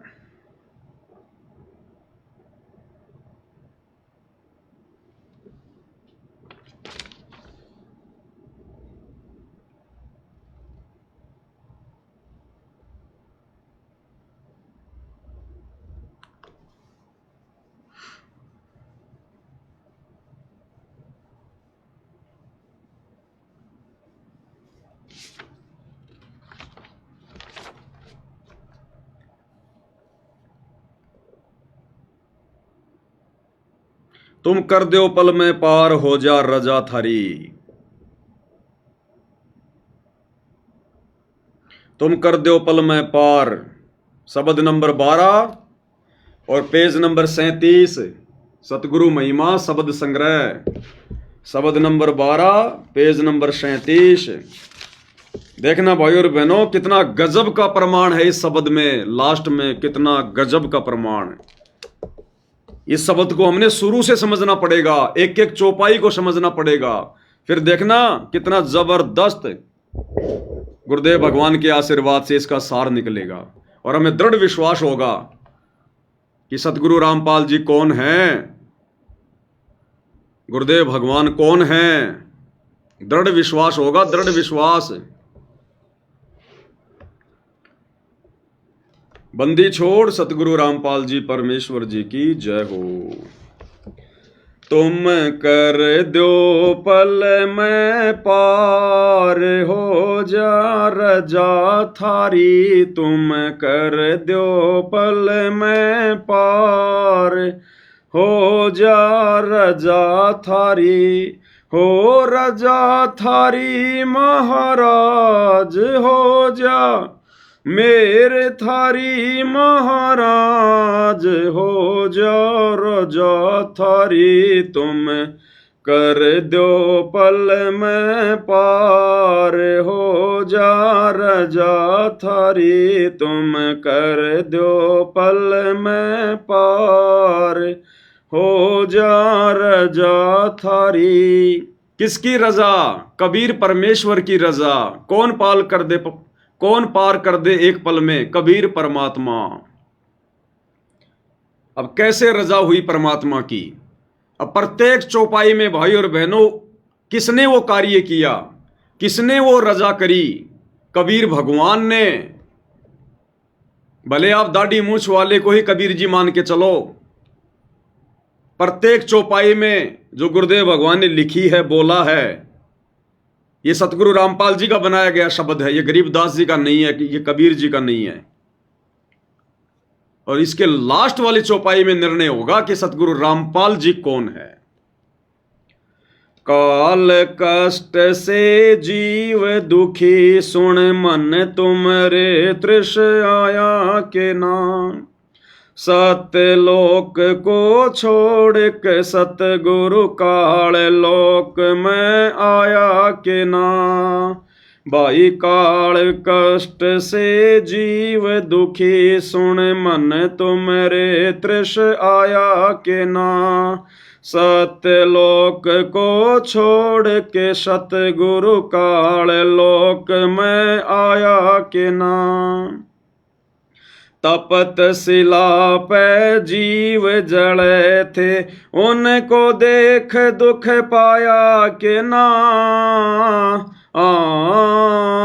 वहाँ खूब हुई तकरार, निरंजन गैल थारी। वहाँ खूब हुई तकरार, निरंजन गैल थारी। तुम कर दो पल में पार, हो जा रजा थारी। तुम कर दो पल में पार, हो जा रजा थारी। पहली चौपाई, काल कष्ट से जीव दुखी, सुन मन तुमरे तृष आया के ना। कि इस काल के लोक में जीवों को दुखी देखकर परमात्मा आपको पीड़ा हुई या नहीं हुई? तो काल लोक में हम जीव आत्माओं को दुखी देखकर किसको पीड़ा हुई? कबीर जी को पीड़ा हुई। और सत्य लोक को छोड़ के सतगुरु काल लोक में आया कि ना। फिर सतलोक को छोड़ के काल लोक में कौन आया? कबीर जी। प्रत्येक चौपाई में कबीर की महिमा है, ध्यान रखना भाई और बहनों। तपतशिला पर जीव जड़े थे, उनको देख दुख पाया कि ना। तपतशिला पर अपनी आत्माओं को काल के द्वारा भूनकर खाता हुआ देखकर, और फिर कौन आया, कौन दुखी हुआ? कबीर जी। और वहां खूब हुई तकरार, निरंजन गैल तेरी। और निरंजन यानी काल के साथ में तकरार किसकी हुई? कबीर जी की। दूसरी चौपाई, प्रथम आए बर्मा लोक में, बर्मा जी समझाया के ना। विष्णु जी को शरण में लेके चरणों के मालाया के नाम। प्रथम आए ब्रह्मा लोक में ब्रह्मा जी समझाए के ना। विष्णु जी को शरण में लेके चरणों के मालाए के नाम। शिव शंकर को शिष्य बना के सोहम नाम सुनाया के ना।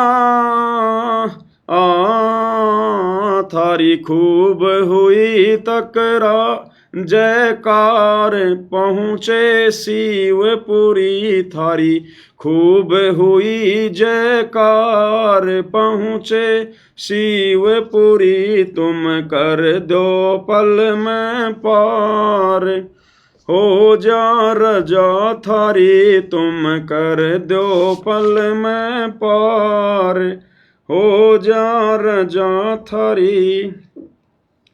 प्रथम आए ब्रह्मा लोक में ब्रह्मा जी को समझाया के ना। तो ब्रह्मा जी के लोक में ज्ञानी ऋषि का रूप बनाकर ब्रह्मा जी को समझाने के लिए कौन आए थे? कबीर जी। विष्णु जी को शरण में लेके चरणों के मां लाया के ना।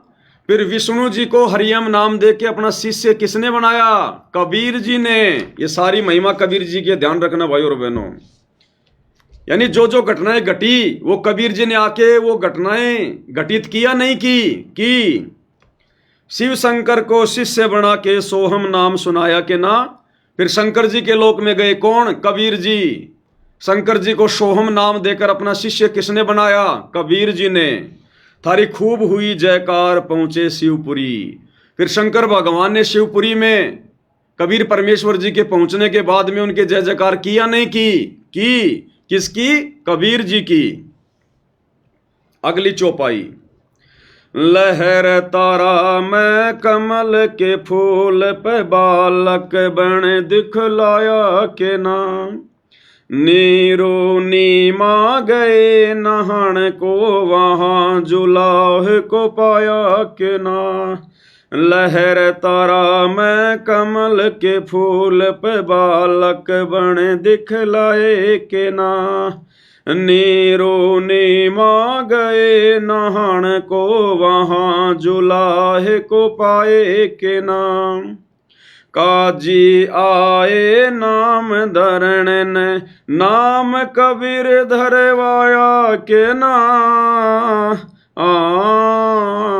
तुम पूर्ण ब्रह्म करतार बन गे कबीर हरि। तुम पूर्ण ब्रह्म करतार बन गे कबीर हरि। तुम कर दो पल में पार हो जा रजा थारी। तुम कर दो पल में पार हो जा रजा थारी। लहर तारा में कमल के फूल पे बालक बन दिखलाया के ना। तो लहर तारा तालाब में 650 साल पहले कमल के फूल पर शिशु रूप में बालक बनकर किसने दिखाया? कबीर जी ने। और नीरू नीमा गए नहान को वहां जुलाए को पाया के ना। और नीरू नीमा को शिशु रूप में कौन प्राप्त हुए? कबीर जी। काजी आए नाम धरण ने नाम कबीर धरवाया के ना। काजी किसका नाम रखने आए थे? किसका नामकरण करने आए थे? कबीर जी का। तुम पूर्ण ब्रह्म करतार बन गए कबीर हरि। कौन? स्वयं कबीर जी। अगली चौपाई क्या कहती है? मथुरापुरी में धर्मदास को आके आप चिताए के नाम। कर्म कांड में उलझा प्राणी सतमार्ग दिखलाए के ना। भाई मथुरापुरी में धर्मदास को आके आप चिताए के ना। कर्म कांड में उलझा प्राणी सतमार्ग दिखलाए के नाम।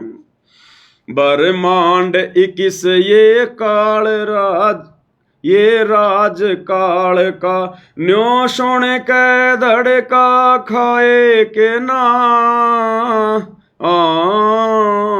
तुमने दे दिया शब्द सार गीता दूर दरी, तुमने दे दिया शब्द सार गीता दूर दरी, तुम कर दो पल में पार हो जा रजा थारी, तुम कर दो पल में पार हो जा रजा थारी।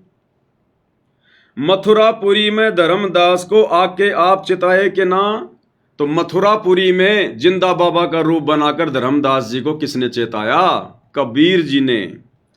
कर्म कांड में उलझा प्राणी सतमार्ग दिखलाए कि ना, उस कर्म कांड में उलझे हुए धर्मदास जी को सतमार्ग सत ज्ञान देकर किसने बताया, किसने सुलझाया? कबीर जी ने। ध्यान रखना, सारी महिमा कबीर जी की है। और ब्रह्मांड 21 ये काल राज का न्यू सुनकर धड़का खाया कि ना, जब धर्मदास को इस बात का पता चला कि ये तो 21 ब्रह्मांड काल का राज है, तो ये बात सुनकर धर्मदास का दिल धक से हुआ कि नहीं हुआ? किसकी बातें सुनकर? कबीर जी की।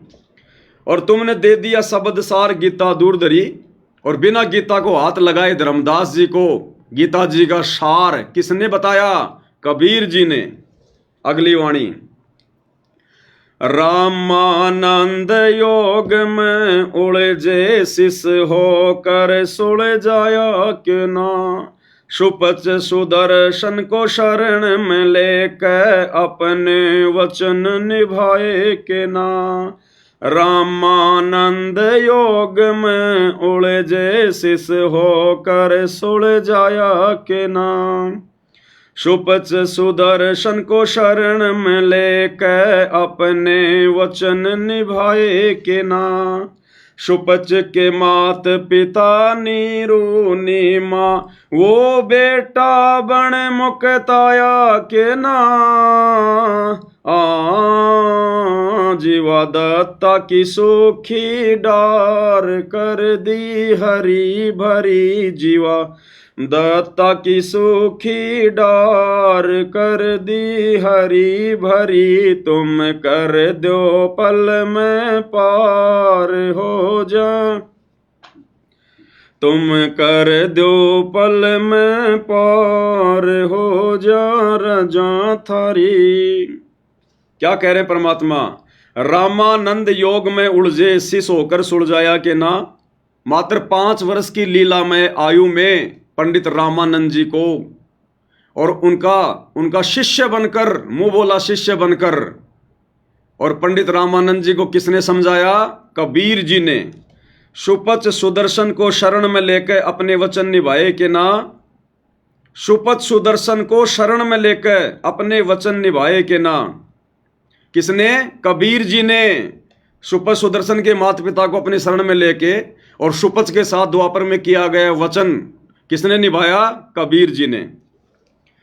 सुपच के माता पिता नीरू नीमा वो बेटा बन मुक्ताया के ना, सुपच सुदर्शन के माता पिता ही इस कलयुग में, कलयुग के प्रथम चरण में नीरू नीमा के रूप में आए थे। तो वो अपना वचन जो सुपच को दिया था द्वापर में कि तेरे माता पिता को मैं जरूर पार करूंगा, अपनी शरण में लूंगा, वो वचन किसने निभाया? कबीर जी ने। और जीवा दत्ता की सूखी डार कर दी हरी भरी। अब जीवा दत्ता की गुजरात के भरूच में सूखी डार चरना अमृत डालते ही किसने हरी भरी करी? कबीर जी ने। सारी महिमा कबीर जी की है, ध्यान रखना। बलक बुखार में संत कैद किए आके आप छुड़ाए के ना, महल पे ऊंट और महल सरा कही सुन के चाकर खाए के ना, बलक बुखार में संत कैद किए आके आप छुड़ाए के ना, महल पे ऊंट और महल सरा कही सुन के चाकर खाए के ना, बांधी होकर सेज बिछाई तन 3 कोरड़े खाए के ना, तुम नर से बन गे नार ओड्या चीर जरी, तुम नर से बन गे नार, ओढ़ा चीर जड़ी, तुम कर दो पल में पार, हो जा रजा थारी, तुम कर दो पल में पार, हो जा रजा थारी। क्या कह रहे हैं?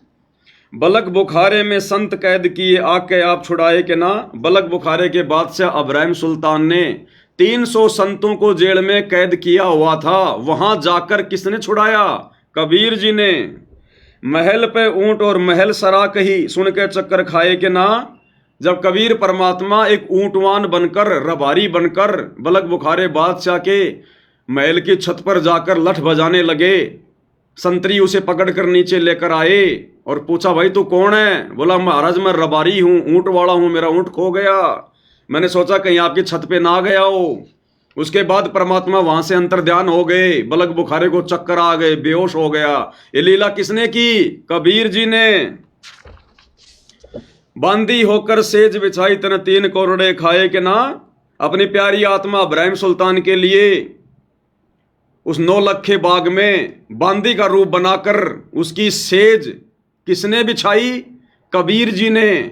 फिर उस सेज पर कौन लौटे? कबीर जी। 3 कोरड़े इब्राहिम सुल्तान ने बांदी रूप में किसको मारे? कबीर जी को। तुम नर से बन गए नार, ओढ़ा चीर जड़ी, तुम नर से बन गए नार। नर यानी इंसान से और नार यानी औरत, यानी परमात्मा ने बांदी का रूप बनाया था। ओढ़ा चीर जड़ी यानी औरतों वाले वो कपड़े पहने और इब्राहिम सुल्तान की सेज पर लेट गए बांदी बनकर, नार बनकर, औरत बनकर। कौन? कबीर जी। अगली वाणी, गरीब दास गए गऊ चरावण, वहां दूध के प्याले पिए के ना। छोड़ाणी मैं ग्रंथ की रचना, करवा के न्यारे भेद दिए के ना। गरीब दास गए गऊ चरावण, वहां दूध के प्याले पिए के ना। छोड़ाणी मैं ग्रंथ की रचना, करवा न्यारे भेद दिए के ना। श्री राम देवानंद संत तुम्हारे। ये है वो वाणी भाई और बहनों, ध्यान दे लेना अगर अपने गुरु जी को कबीर जी के रूप में जानना है, पहचानना है तो। श्री राम देवानंद संत तुम्हारे, अपनी शरणा लिए के ना। दिया राम पाल उद्धार, दे के शब्द जड़ी दिया। राम पाल उद्धार, दे के शब्द जड़ी, तुम कर दो पल में पार। हो जा रजा तेरी, तुम कर दो पल में पार। हो जा रजा थारी। गरीबदास जी गए गऊ चरावण, वहां दूध के प्याले पिए के ना। गरीबदास जी 10 साल की उम्र में छुडानी के खेतों में, उस नड़ा नाम के खेत में अपनी गाय चराने गए थे। वहां पर दूध के प्याले किसने पिए? कवारी गाय से निकलवा कर कबीर जी ने। ध्यान रखना, सारी महिमा कबीर जी की हो रही है। छुडानी में ग्रंथ की रचना करवा के न्यारे भेद दिए के ना। छुडानी में गरीबदास जी के रूप में कौन आए थे जिन्होंने ग्रंथ की रचना करवाई, न्यारे न्यारे भेद दे दिए, 5वां सूक्ष्म वेद लिखवा दिया? कबीर जी ने। और लास्ट में क्या कह रहे हैं परमात्मा? क्योंकि हर वाणी में कबीर जी ने सारी भूमिका निभाई। अब लास्ट की वाणी क्या कह रही है? श्री राम देवानंद संत तुम्हारे, अपनी शरणा लिए के ना। कि हे कबीर भगवान, हे दाढ़ी मूछ वाले कबीर भगवान, श्री राम देवानंद संत तुम्हारे, यानी 12वें पंथ के गुरु राम देवानंद जी तुम्हारे संत थे, तुम्हारे द्वारा भेजे गए, तुम्हारे द्वारा 12वें पंथ का गुरु बनाया गया। और अपनी शरणा लिए के ना, आपने उनको अपनी शरण में लिया कि नहीं लिया? तो श्री राम देवानंद जी संत तुम्हारे, अपनी शरणा लिए के ना। तो बताओ भाई, कबीर जी ने संत राम देवानंद जी को कब अपनी शरण में लिया? जबकि वाणी कह रही है कि अपनी शरणा लिए के ना। संत राम देवानंद जी संत तुम्हारे, तो आदरणीय राम देवानंद जी को तो दाढ़ी मूछ वाले कबीर जी या जिंदा महात्मा रूप वाले कबीर जी कभी मिले ही नहीं जिंदगी में, ना कभी गुरुजी ने जिक्र किया। और वाणी कह रही है, गुरुजी अपने हाथों से लिख रहे हैं कि श्री राम देवानंद संत तुम्हारे अपनी शरणा लिए के ना, कि भगवान आपने भी तो उनको अपनी शरण में लिया था। आदरणीय राम देवानंद जी को कब लिया भाई, कब मिले कबीर जी? वो दाढ़ी मूछ वाले तो कभी मिले ही नहीं उनको कबीर जी आकर। तो 17 फरवरी 1988 को रियल कबीर सतगुरु रामपाल जी ने अपनी वाणी के अनुसार कि 12वें पंथ में हम ही चलावें, सम पंथों को मिलाकर एक पंथ चलावें, 12वें पंथ में प्रवेश किया। और 12वें पंथ के अंतिम गुरु श्री राम देवानंद जी को अपना मुंह बोला गुरु बनाकर अपनी शरण में लिया, जैसे 650 साल पहले पंडित रामानंद जी को अपनी शरण में लिया। और प्रथम नाम और शतनाम एक सप्ताह के अंदर अंदर दिया, अन्यथा ये तो शब्द फेल हो जाएगा, ये तो वाणी फेल हो जाएगी। क्योंकि ऊपर की हर चौपाई में तो हम सबको पता है, गुरुजी ने बार बार जिक्र किया है, हमारे को ये कथाएं सुनाई है कि हाँ वो कबीर जी आकर मिले, कबीर जी ने सारे काम किए। अब लास्ट की चौपाई में बताओ फिर कबीर जी कब आए दाढ़ी मूछ वाले, कि श्री राम देवानंद संत तुम्हारे अपनी शरणा लिए के ना। बताओ कब लिया शरण में दाढ़ी मूछ वाले ने श्री राम देवानंद जी को? वो तो मिले भी नहीं, अब शरण में लिया है ये भी झूठ नहीं हो सकता। तो 17 फरवरी 1988 को रियल कबीर सतगुरु रामपाल जी ने 12वें पंथ में प्रवेश करके आदरणीय राम देवानंद जी को अपना मुंह बोला गुरु बनाकर लीला करते हुए उनको अपनी शरण में लिया। उनको प्रथम नाम और शतनाम दोनों एक सप्ताह के अंदर अंदर दिए। और फिर क्या किया? दिया रामपाल उद्धार देख शब्द जड़ी, दिया रामपाल उद्धार देख शब्द जड़ी। सतगुरु रामपाल जी ने उनका उद्धार किया देखकर शब्द जड़ी। वो सार नाम दिया फिर सतगुरु रामपाल जी ने, दिया रामपाल उद्धार, यानी रामपाल जी ने उद्धार कर दिया किनका? अपने मुंह बोले गुरु का, देखकर शब्द जड़ी। भाई और बहनों, ये कबीर मालिक का मार्ग उल्टा चलता है, उल्टा। जैसा हम इनको पढ़ेंगे वैसा नहीं होता। तो बताओ भाई और बहनों, धरती पर कबीर कौन? सतगुरु Rampal ji is Kabir, real God. है इनके अलावा कोई और कबीर? इसलिए हम सत्सेवक भाई बहन अपने गुरु के अलावा किसी और को कबीर ना मानते, ना किसी और में कबीर देखते। और यदि हमने इस कलयुग की पिछली पीढ़ी में यह तत्व ज्ञान लेने के बाद अपने गुरु के अलावा किसी और में कबीर जी का अगर छटांग भी देख लिया, तिल भर भी दर्शन कर लिया, हमारी बनी बनाई भक्ति का सत्यानाश। परमात्मा फिर बहुत नाराज होगा हमसे, बहुत नाराज होगा। तुम कर दो पल में पार हो जा रजा थारी। और उस विशेष संदेश में तो गुरुदेव ने भाई और बहनों कितना क्लियर कर दिया, मूर्ख से मूर्ख व्यक्ति भी समझ जाएगा, मूर्ख से मूर्ख व्यक्ति भी, कि सतगुरु रामपाल जी कौन है, वर्तमान में क्या लीला खेल रहे हैं, वर्तमान में क्या कर रहे हैं। उसमें कहा ना गुरुदेव भगवान ने, बिल्कुल क्लियर कर दिया उसमें परमात्मा ने। वो कौन सा सत्संग था? 75 नंबर का।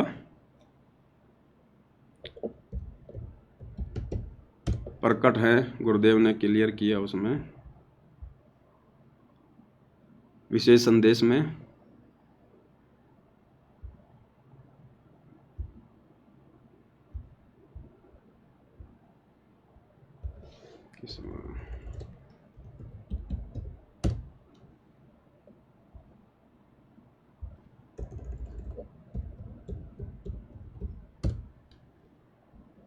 ये देखो, बिल्कुल क्लियर कर दिया गुरुदेव ने, बिल्कुल क्लियर। कह रहे वो परमात्मा गरीबदास जी के समय आए थे और भाई अब तुम्हारे सामने प्रत्यक्ष प्रकट है, पहचान सको तो पहचान लेना। तो क्या बताते हैं? उत्तर दक्षिण पूर्व पश्चिम फिरता दाने दाने लो, और सर्व कला सतगुरु साहिब की। हरि आए हरियाणे। गरीबदास जी के समय आए थे, रिबा रे भाई प्रगट सामने थारे, पहचाने जात पहचान लियो। गरीबदास जी के समय आए थे, रिबा रे भाई प्रगट सामने थारे, पहचाने जात पहचान लियो। गरीबदास जी के समय आए थे, रिबा रे भाई प्रगट सामने थारे, पहचाने जात पहचान लियो।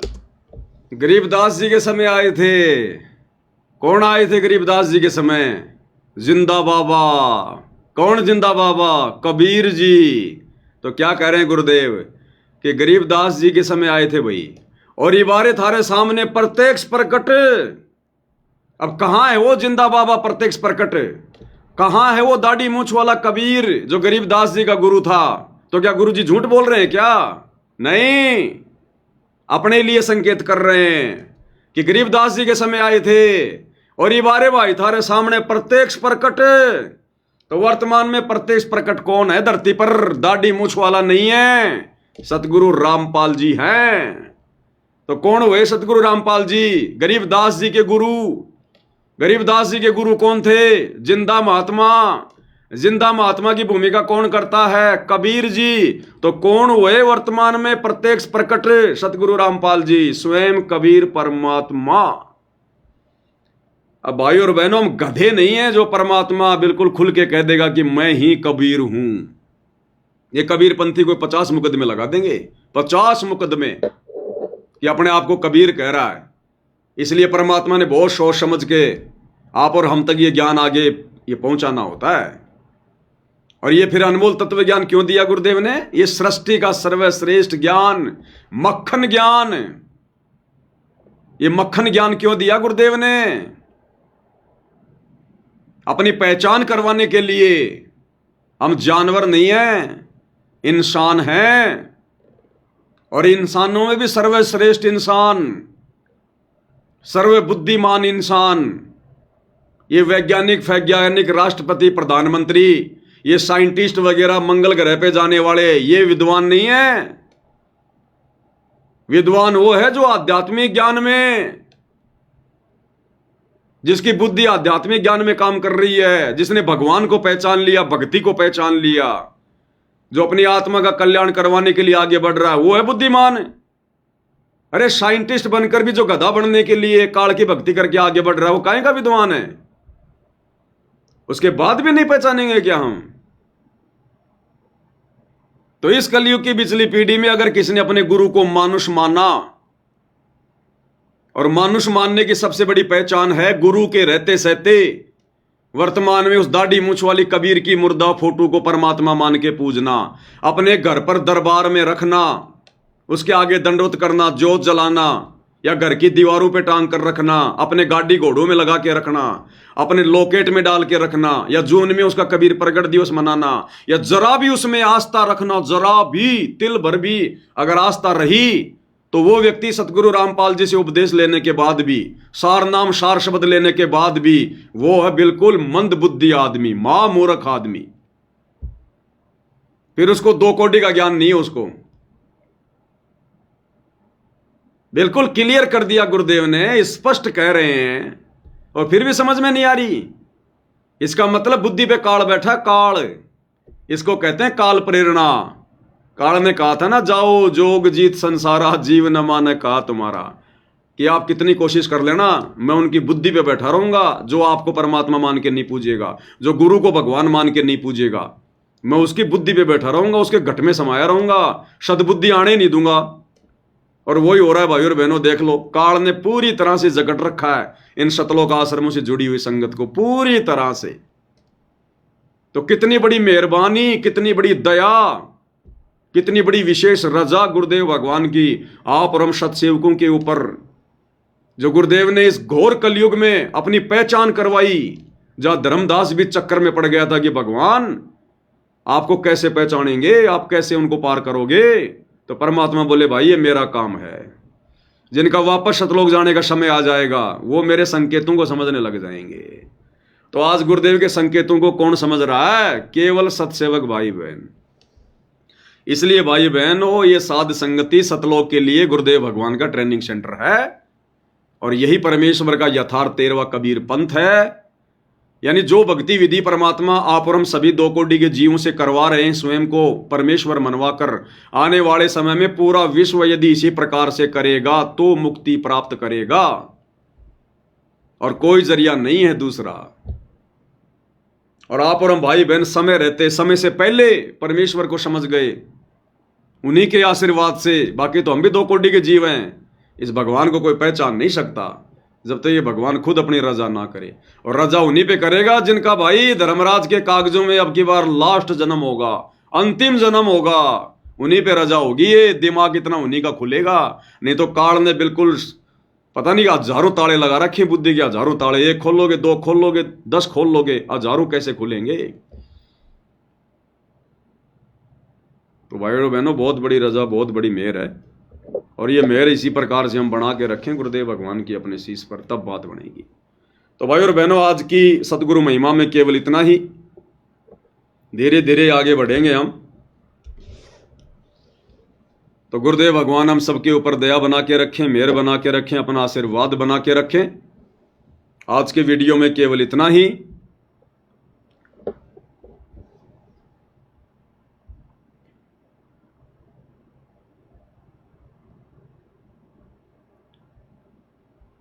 अरे भाई कहाँ चला गया सत साहिब?